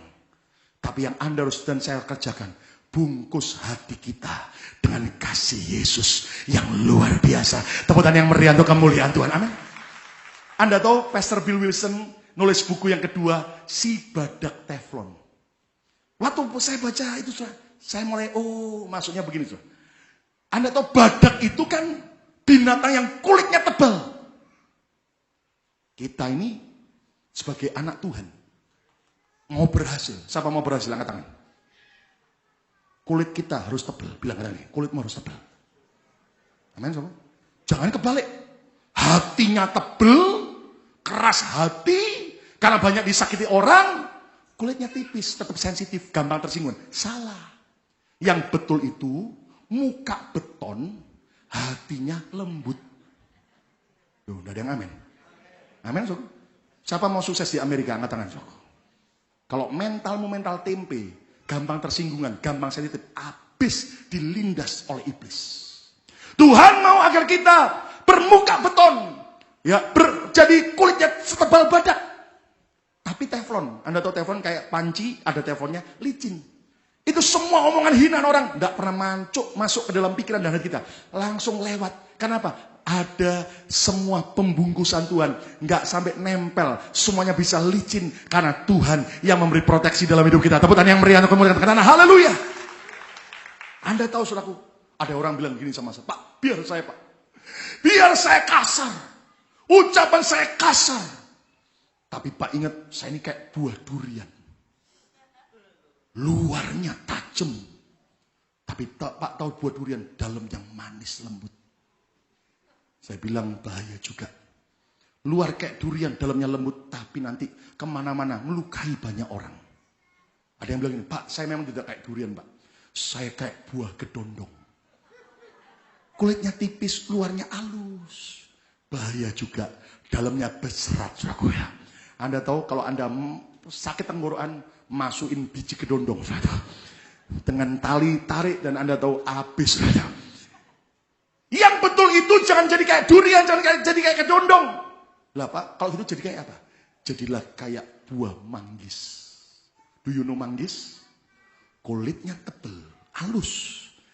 Tebel tapi dalamnya buahnya putih, bersih, manis lagi. Itulah anak-anak Tuhan. Tepuk tangan yang meriah untuk kemuliaan Tuhan. Sudah jujur ya? Semakin engkau ribut, sakit hati, kecewa, engkau tidak bungkus hatimu dengan kasih Tuhan, engkau tidak bermuka tebel, ya toh, tapi hati lembut, Anda terus dipermainkan oleh semua omongan orang. Itu orang tidak malah diem, malah ketawa, tepuk tangan, ye, ayo terus, biar sampai kebakaran jenggot. Anda yang rugi sendiri, saudara. Belajarlah untuk tidak ladenin orang gila.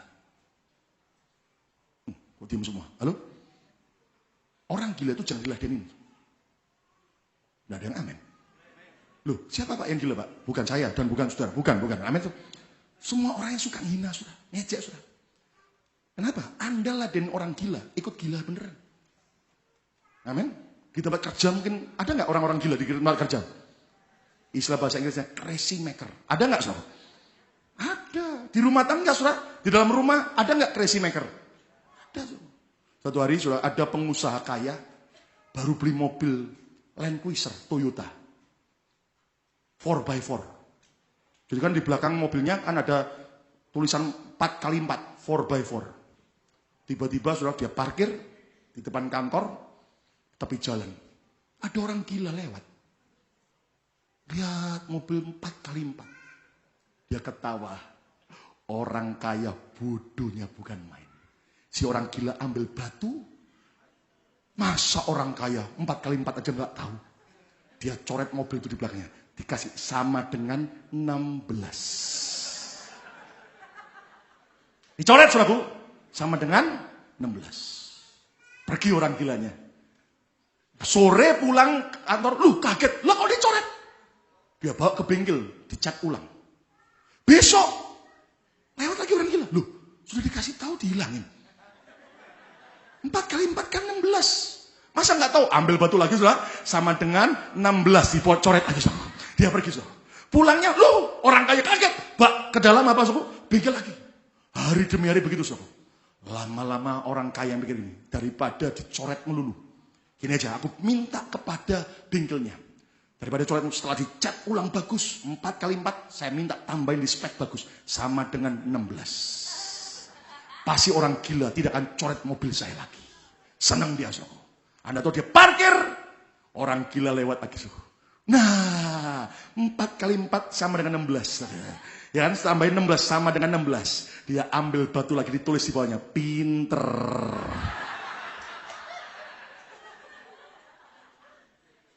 Nuruti orang gila, jadi gila sungguh aja.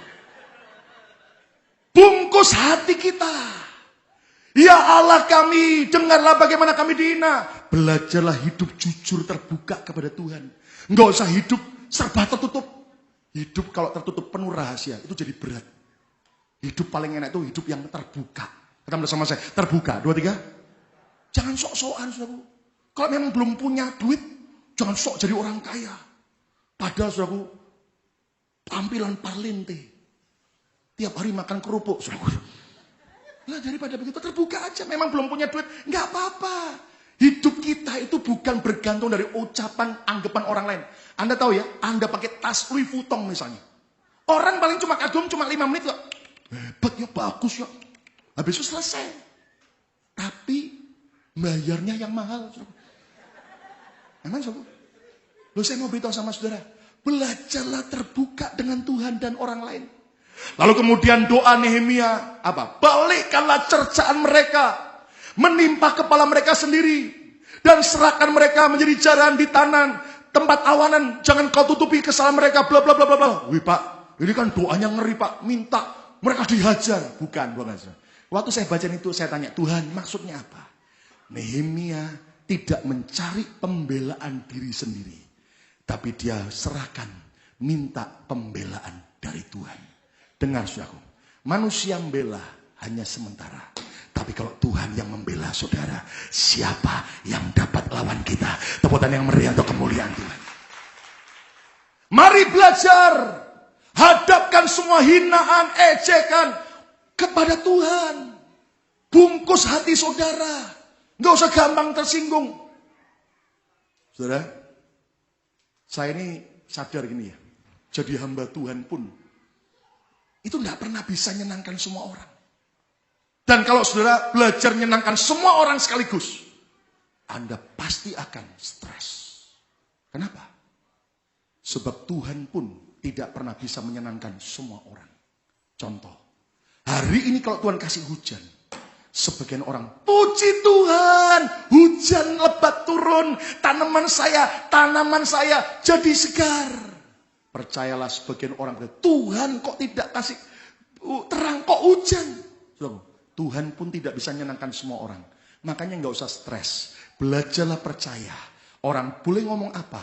Kalau ada dosa kesalahan, perbaiki, bertobat. Tapi kalau tidak ada yang salah, serahin ke Tuhan. Jadilah si badak teflon. Tidak pernah ada yang nempel di dalam hidup saudara. Di dalam hati dan pikiran saudara. Engkau tetap hidup benar di hadapan Tuhan. Tepuk tangan yang meriah untuk kemuliaan Tuhan. Kata amin. Yang kedua, yang terakhir. Rahasia menang atas hinaan. Lihat ayat berikutnya. Nehemia 4 ayat 6. Nehemia 4 ayat 6. Yuk baca sama-sama. 2, 3. Tetapi, baca keras. Kami terus membangun tembok. Kata bersama saya, kami terus membangun tembok. 2, 3. Lebih keras. Kami terus membangun tembok. 2, 3. Sampai setengah tinggi. Dan sampai ujung-ujungnya bertemu. Karena seluruh bangsa bekerja dengan segenap hati. Aneh. Habis kalimat doa, hadapkan semua hinaan, ejekan, penolakan ke hadapan Tuhan. Yang kedua, Nehemia berkata, tetapi kami terus membangun tembok. Yang kedua, rahasianya apa? Terus kerjakan tugas Anda dengan maksimal. Mereka tidak mau terhenti. Mereka tidak mau berhenti. Dan berkata, aduh, terlalu banyak tentangan, terlalu banyak hinaan, sudah tidak lagi bangun tembok. Tidak. Tapi ayat ini berkata, kami terus membangun. Kata bersama saya terus membangun. 2, 3. Kata bersama saya tidak pernah berhenti. 2, 3. Sudah? Lihat kemari. Tahun ini, 2012 memang. Tuhan kasih tema tahun ini. Tahun finishing strong. Makanya ada beberapa kali, Pak, kok kenapa banyak tantangan dalam hidup saya? Itu adalah bagian daripada perlombaan iman. Supaya saudara berhasil mencapai garis akhir dengan baik. Tepuk tangan yang meriah untuk kemuliaan Tuhan. Amin. Dan saya berdoa untuk visi tahun depan, 2013. Tuhan sudah bicara gini, tahun depan kasih tema, from glory to glory. Dari satu kemuliaan kepada kemuliaan yang lebih besar. Kalau kita sudah mencapai kemenangan bersama Tuhan, percayalah akan ada puncak kemenangan yang lebih dahsyat yang Tuhan akan berikan buat saudara dan saya. Amin. Terus kerjakan tugas. Karena bersama saya, kerjakan tugas. 2, 3. Dengan maksimal. Kalau Anda sebagai seorang suami, biar Anda dihina, diejek orang, jangan berhenti. Kerjakan yang terbaik sebagai suami yang baik. Kalau engkau sebagai ibu rumah tangga, biar ada ejekan olahan, terus kerjakan tugasmu sebagai seorang istri dan ibu rumah tangga yang baik. Dan Anda akan tahu hasil akhirnya kemuliaan kepada kemuliaan yang lebih besar. Amin. Sebagai seorang jemaat, sebagai seorang hamba Tuhan, sebagai seorang jemaat, terus kerjakan. Jadilah generasi unstoppable. Generasi yang tidak terhentikan. Anda tahu Daud tidak terhenti karena ejekan saudara-saudaranya. Tidak terhenti karena ejekan Saul. Tidak terhenti karena ejekan Goliat. Daud terus maju menuntaskan peperangannya. Siapa mau jadi pemenang? Beri tepuk tangan yang meriah untuk kemuliaan Tuhan. Amin. Jangan terhenti. Kata bersama saya tidak boleh terhenti. 2, 3. Anda tahu, satu hari Mr. Bean waktu naik pesawat terbang. Hallelujah, hallelujah to His name, King Jesus,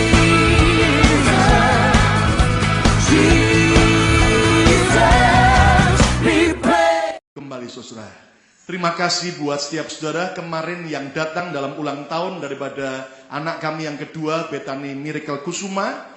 Dan saudara-saudara, sukacita yang luar biasa dan Tuhan ajaib. Tuhan Jehovah Jireh dan Tuhan mencukupkan dengan cara yang ajaib, makanan juga, dan yang datang silih berganti sehingga saudara tempat tersebut tetap bisa nyaman. Saudara, walaupun yang datang cukup banyak, tapi saya tahu juga beberapa saudara tidak hadir karena Anda harus bekerja dan mungkin ada hal-hal yang lain, saudara. Dan saya percaya saudara bahwa anugerah Tuhan menyertai kita semua. Katakan amin. Minggu lalu saudara kita sudah belajar tentang benih dan buah perkataan. Jangan sampai kita sembrono dalam ucapan kita, karena Alkitab berkata hidup dan mati dikuasai oleh ucapan atau bibir kita sendiri, saudara. Nah, saudara, kita sudah mendengar minggu lalu bahwa ada anak 12 tahun di New York, saudara. Hanya karena dihina, diejek, diolok-olok oleh teman-teman sekolahnya. Anak itu ambil keputusan bunuh diri, gantung diri, saudara, di dalam kamar mandinya, di dalam apartemen di mana dia tinggal. Nah, saudara-saudara sekalian, itu sebabnya jangan sampai ucapan kita melukai dan merendahkan, menghina orang lain. Nah, hari ini saudara, saya mau membagikan satu kebenaran firman Tuhan tentang menang atas hinaan.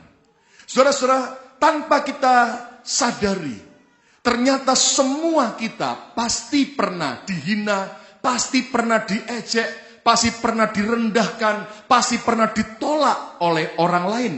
Mungkin saudara pernah dihina karena penampilan fisik saudara, mungkin yang sangat gendut, atau mungkin yang terlalu kurus, atau mungkin yang terlalu tinggi, atau yang terlalu pendek. Mungkin saudara hidungnya mancung, tapi ke dalam saudara matanya 5 watt, apalagi kalau lagi ketawa, wah, tidak lihat apa-apa lagi saudara, karena matanya terlalu sipit saudara. Mungkin saudara pernah dihina orang karena usia masih terlalu muda, dianggap bau kencur, dianggap anak pupuk bawang, atau terlalu tua, sehingga saudara mungkin di kerjaan, ya terlalu tua, kami nggak mau terima dan sebagainya. Anda merasa ditolak atau dihina.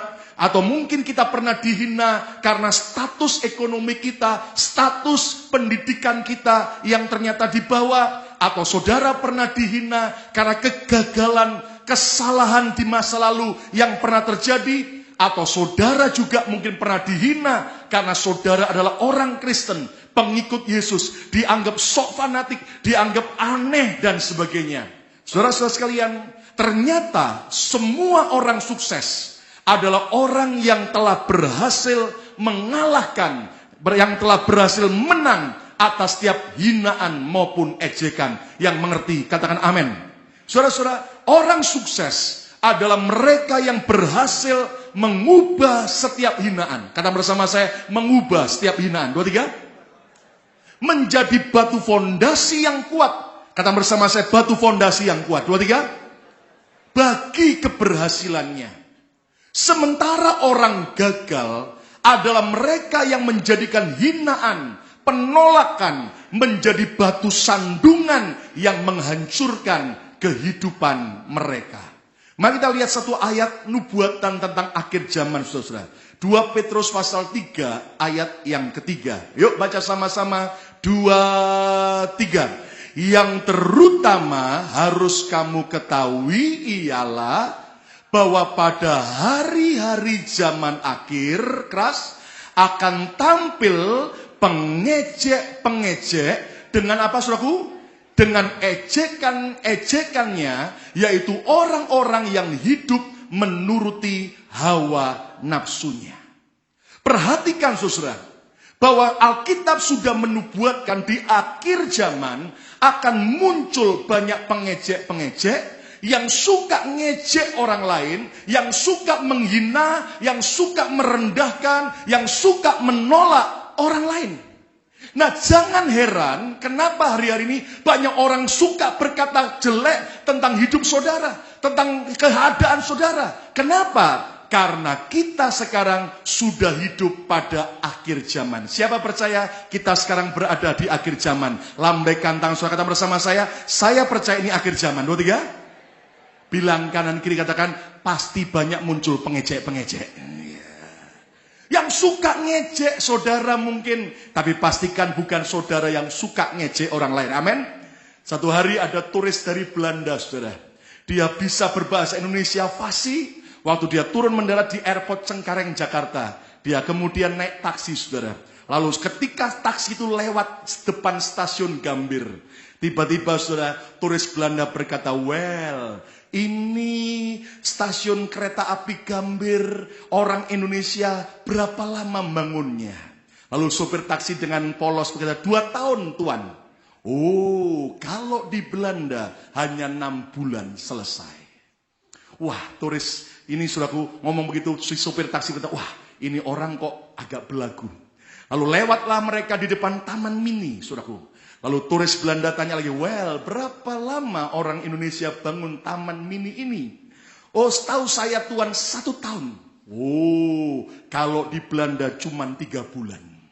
Sopir taksi tambah kesel, saudaraku. Tiba-tiba lewatlah di depan Monas. Well, tanya si turis, berapa lama orang Indonesia bangun Monas ini? Dan Anda tahu, saudara, si sopir taksi udah kesel dan dia berkata, tuan, saya nggak tahu pasti. Tapi yang saya yakin, kemarin saya lewat sini masih belum ada. Saudara-saudara, di mana-mana akan muncul banyak pengejek-pengejek. Ada pemuda miskin, saudara, datang ke toko, ya toh, elektronik, saudara. Lalu dia bertanya begini, Mbak, berapa harga iPad tablet satu itu, Mbak? iPad 1, ya kan? Saudara, sekarang disebut tablet, saudara. Berapa, Mbak? iPad 1 itu, Mbak, tablet itu. Oh, ini 6 juta rupiah. Oh. Nah, yang tablet iPad yang kedua, nomor 2 berapa? Wah, 8 juta. Lah, yang nomor 3, wah, iPad 3, 9 juta. Lalu dia lihat sebelahnya, nah kalau yang sebelahnya, Mbak, Galaxy tablet nomor 1 itu berapa? Wah, ini lebih murah, 3 juta. Nah, kalau yang tablet Galaxy 2 nomor 2, tipe kedua, berapa harganya? Wah, kalau ini lebih mahal, 5 juta. Dia liatin, mbaknya lama-lama kesel, dia bilang ini, Mas, nanya terus dari tadi. Kalau memang tidak punya duit, tidak bisa beli, jangan tanya-tanya. Lalu itu pemuda berkata, mahal, Mbak, ya. Ngomong-ngomong, Mbak, ada nggak tablet yang murah? Ada. Paramek. Hanya 2.500, dapat 4 tablet, kata aku. Saudara-saudara, di mana-mana akan muncul banyak orang yang suka mengejek. Dan Alkitab, saudara, di dalam Alkitab, ada orang yang hancur karena ejekan, ada orang yang hancur hidupnya karena hinaan. Saudara-saudara, orang itu adalah siapa? Raja Saul, saudaraku. Raja Saul dihina oleh orang-orang dursila, orang-orang penjahat, pada saat Saul baru dilantik menjadi raja atas Israel. Coba lihat ayatnya, 1 Samuel 10 ayat 26 sampai 27, saudara. Alkitab berkata apa? 1 Samuel 10 ayat 26 mulai. Saul pun pulang ke rumahnya, ke Gibea. Ini habis diurapi oleh Nabi Samuel jadi raja Israel. Dan bersama-sama dengan dia ikut pergi orang-orang gagah perkasa yang hatinya telah digerakkan Allah. Ada orang-orang yang ikut Saul. Tapi lihat ayat 27, saudara. Tetapi orang-orang dursila, dalam terjemahan lain orang-orang bajingan, berkata, masakan orang ini dapat menyelamatkan kita? Siapa dia?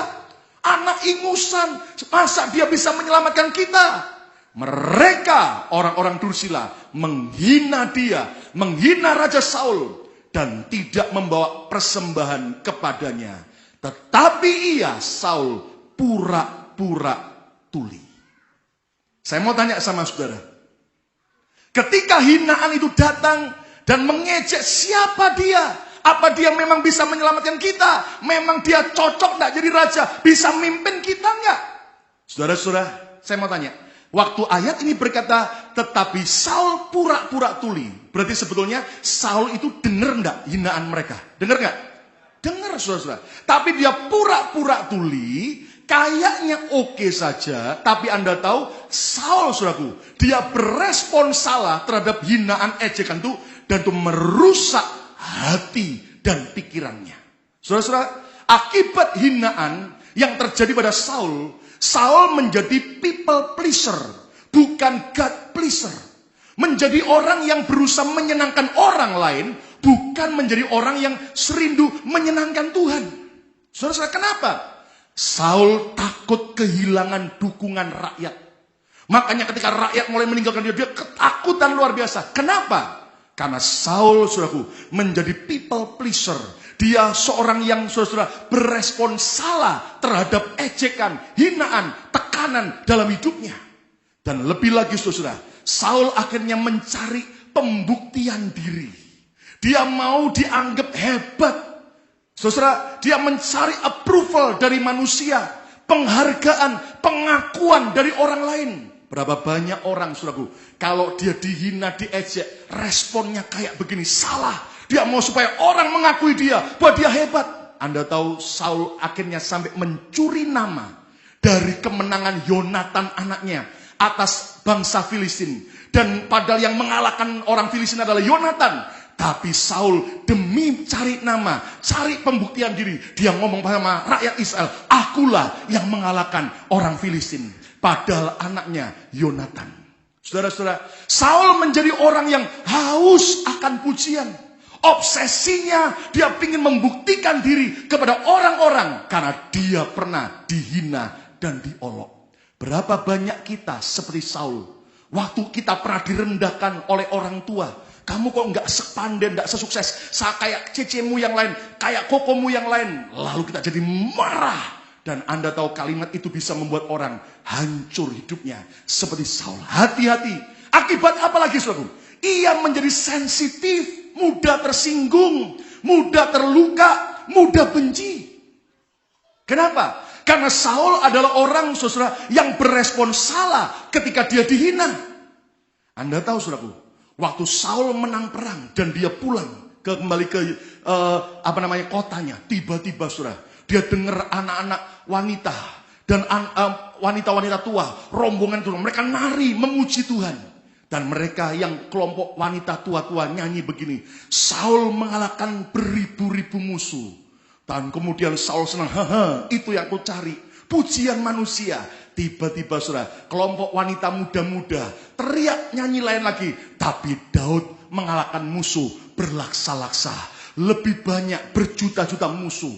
Anda tahu, saudara, ketika dia mendengar pujian itu, sensitifnya muncul. Saul jadi dengki, jadi benci kepada Daud. Sejak hari itu, dia pingin bunuh Daud. Gara-gara apa? Dia jadi orang yang sensitif. Gara-gara apa? Dia berespon salah terhadap hinaan, penolakan yang dia hadapi. Hati-hati, saudara. Bahkan Saul rela melanggar perintah Tuhan demi menyenangkan manusia. Anda tahu ketika Tuhan berbicara kepada Saul melalui Nabi Samuel, kalahkan Amalek, bangsa Amalek, habisin semua. Ternyata, saudara-saudara, Saul memang maju perang dan Tuhan memberi kemenangan. Tapi yang dihabiskan hanya rakyat biasa dan juga kambing domba yang jelek. Tapi Raja Agag, Raja Amalek, dan juga kambing domba yang gemuk-gemuk. Tidak, kenapa? Saul, saudaraku, ditegur Nabi Samuel. Dia bilang apa? Karena aku takut terhadap rakyat. Karena rakyat pingin supaya ini tetap hidup. Anda tahu, Saul rela melanggar perintah Tuhan demi menyenangkan manusia. Sudah lihat, berapa banyak orang karena dia sungkan sama manusia, takut ditolak lagi, takut dihina lagi, diajak temannya, ayo ngerokok. Kalau kamu nggak ngerokok, banci lu. Saudara-saudara, tapi akhirnya dia terseret, kenapa? Demi menyenangkan manusia. Kalau ada orang berkata, kalau kamu nggak ngerokok, banci. Bilang sama dia, lihat banyak orang banci, merokok, tetap banci, saudaraku. Amin, saudaraku. Nah, Anda harus ngerti, saudaraku. Banyak orang akhirnya, ayo, kamu jangan sok fanatik.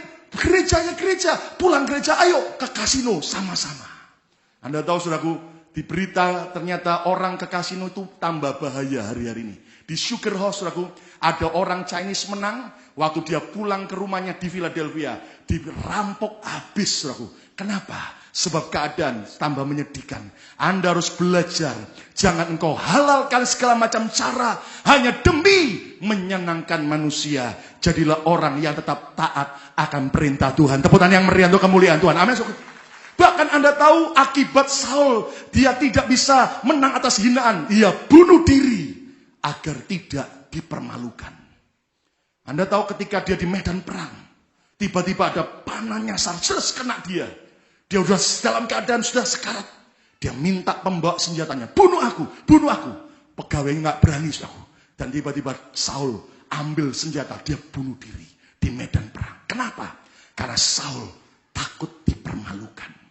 Saya mau beritahu sama saudara-saudara, orang sukses adalah orang yang bisa mengubah setiap hinaan, ejekan, penolakan justru menjadi batu loncatan untuk berhasil. Tepuk tangan yang meriah untuk kemuliaan Tuhan. Amin. Saya tahu di antara saudara, mungkin ada yang sudah mengurus surat demikian bagus, tapi seolah-olah Anda ditolak. Jangan sampai itu melukai hatimu, karena itu akan menghancurkan hidup saudara. Mungkin ada saudara yang sudah PDKT. Tahu PDKT?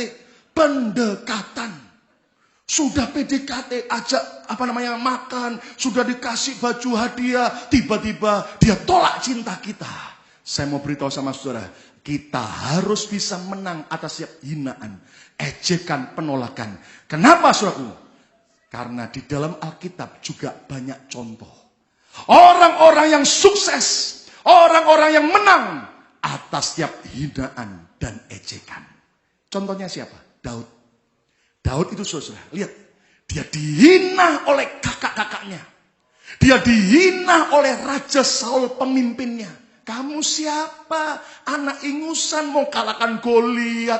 Goliat itu gede, tinggi, perkasa. Sejak muda dia udah jadi tentara. Kamu masih ingusan, siapa kamu? Anda tahu Daud tidak peduli. Bahkan di dalam medan peperangan, Goliat mengejek Daud.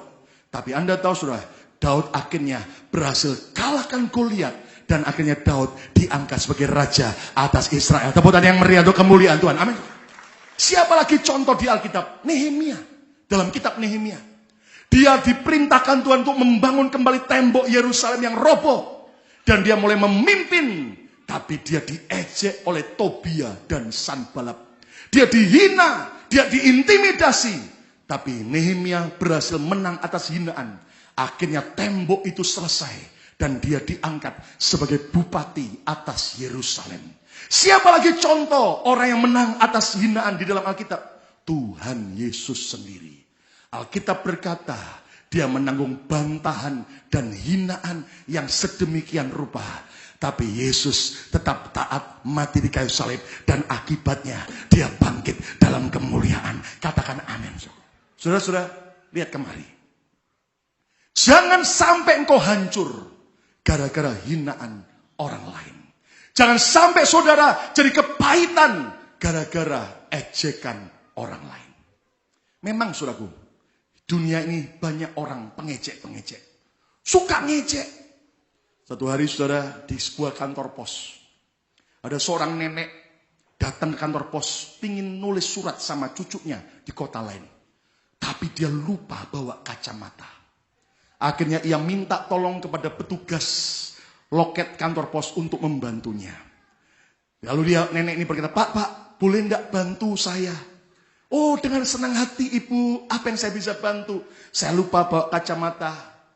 Tolong Pak, tuliskan nama dan alamat cucu saya di amplop ini. Oh baik, dengan senang hati. Dia tulis lagu.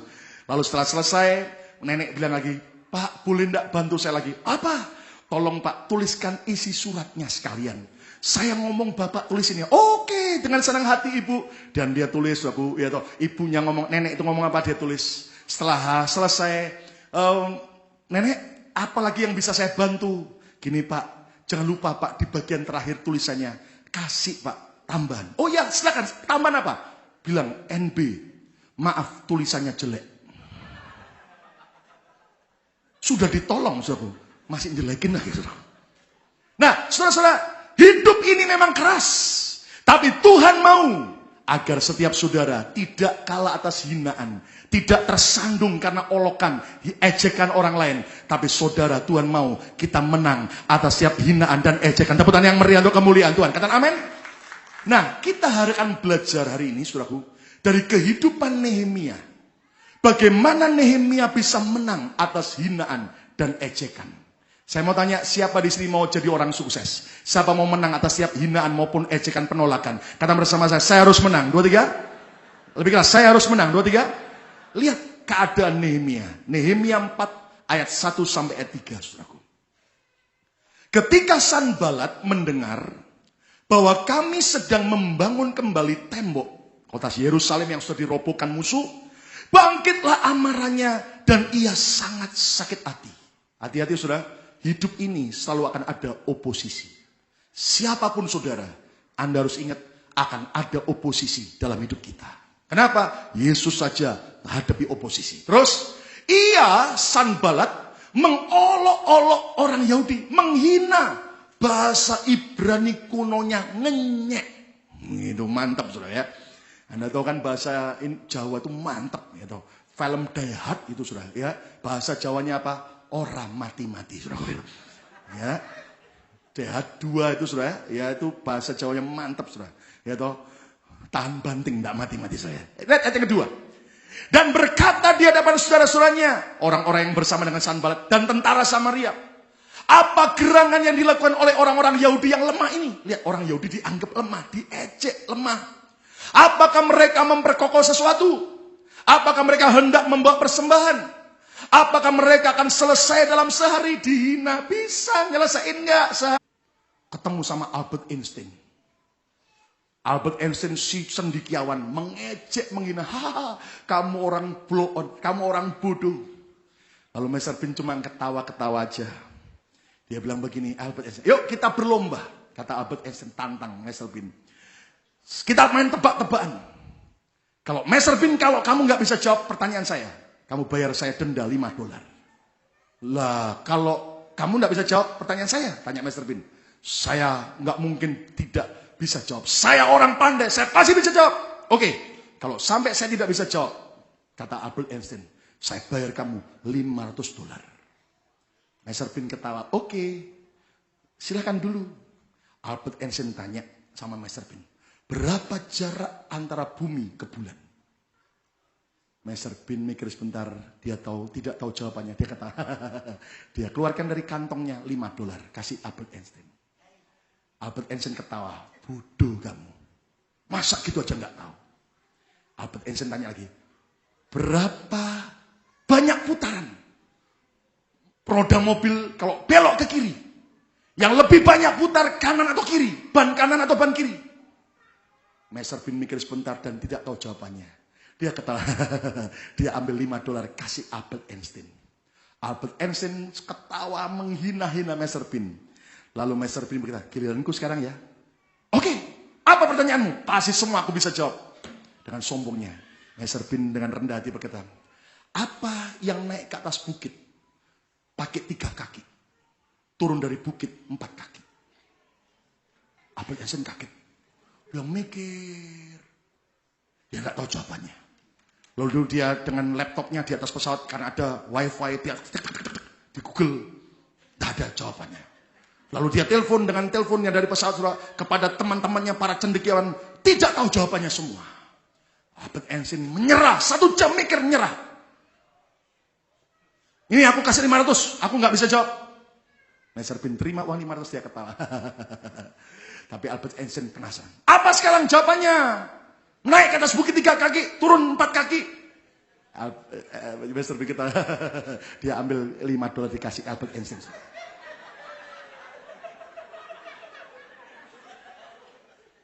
Siapa yang lebih bodoh, saudaraku? Saudara, belajarlah untuk menjadi orang yang terus melangkah, kerjakan tugas bagian kita tanpa terhenti oleh apapun juga. Tepuk tangan yang meriah untuk kemuliaan Tuhan. Amin.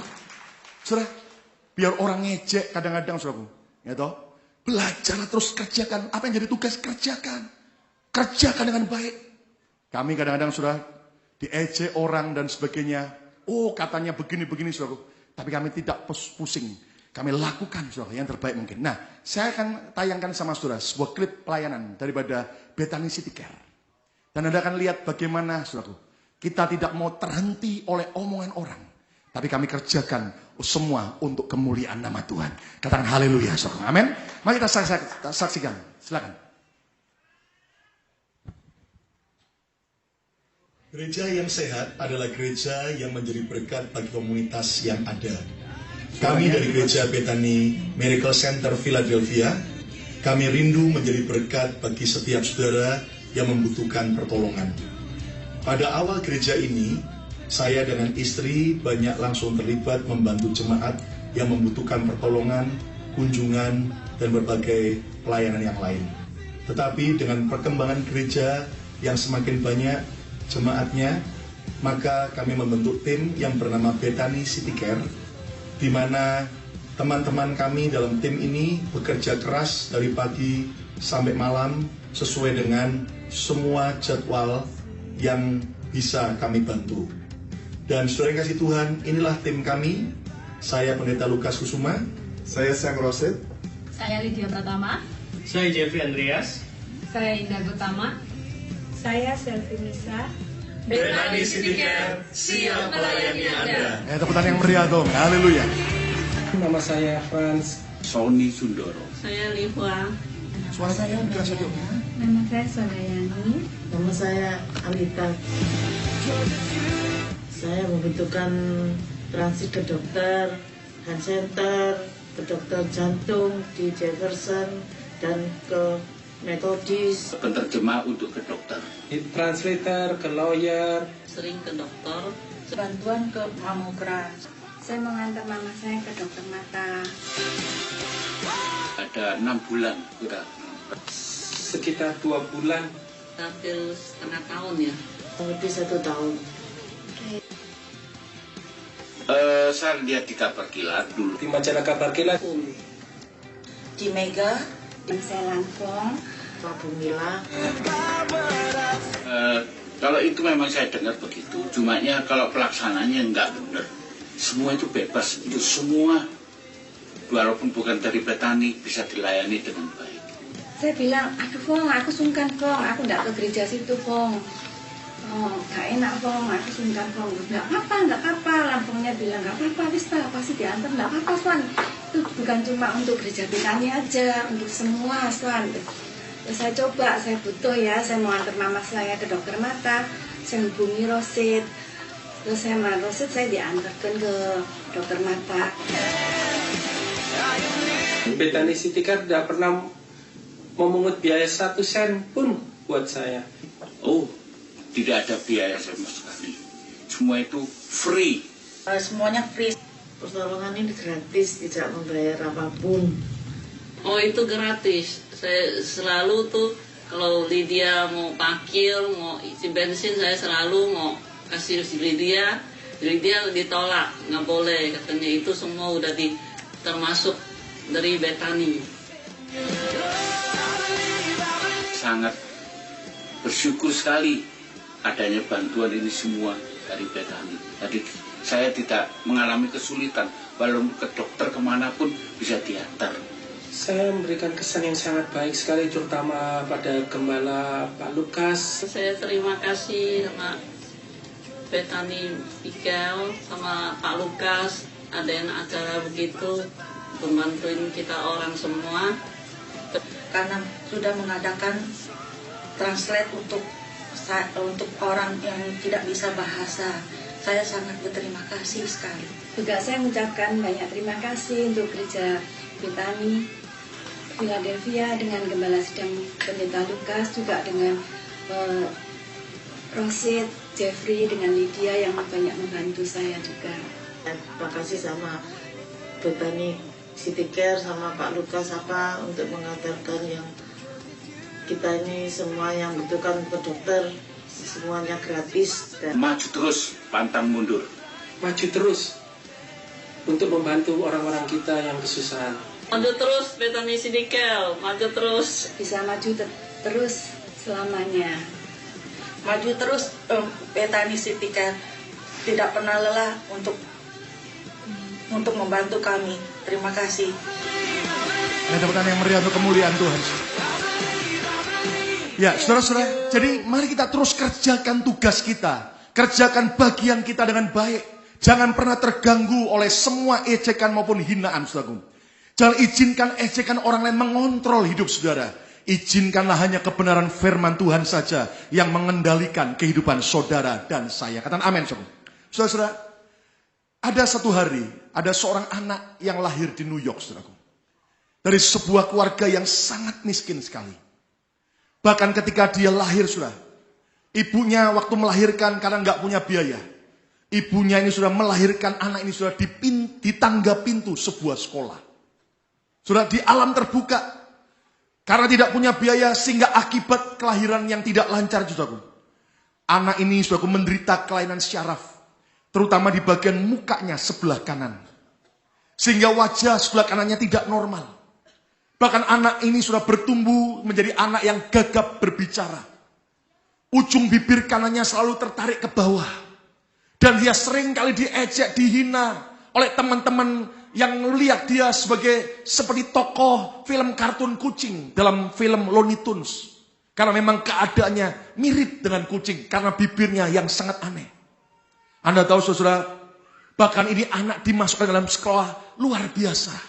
Karena dianggap ada cacat dalam tubuhnya. Tetapi saudara, anak ini bertumbuh jadi seorang pemuda. Dia punya mimpi besar. Dia ingin menjadi seorang aktor. Lalu apa yang terjadi, saudara? Untuk mengejar mimpinya, aktor ini, saudaraku, mulai pemuda, saudaraku, mulai mengikuti audisi di mana-mana.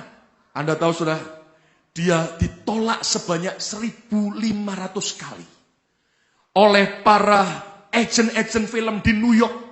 Walaupun sebetulnya jumlah agen-agen film yang ada di New York tidak sebanyak itu. Itu berarti, saudara, satu agen minimal telah menolak dia berkali-kali. Karena ini pemuda terus tidak pernah menyerah. Bahkan satu hari dia pingin main di sebuah film. Dan ditolak oleh agensinya. Anda tahu ini pemuda tungguin sampai besok paginya. Ketika agensinya kembali ke kantor, dia kaget. Pemuda ini tungguin semalaman. Supaya demi bisa main di sebuah film. Akhirnya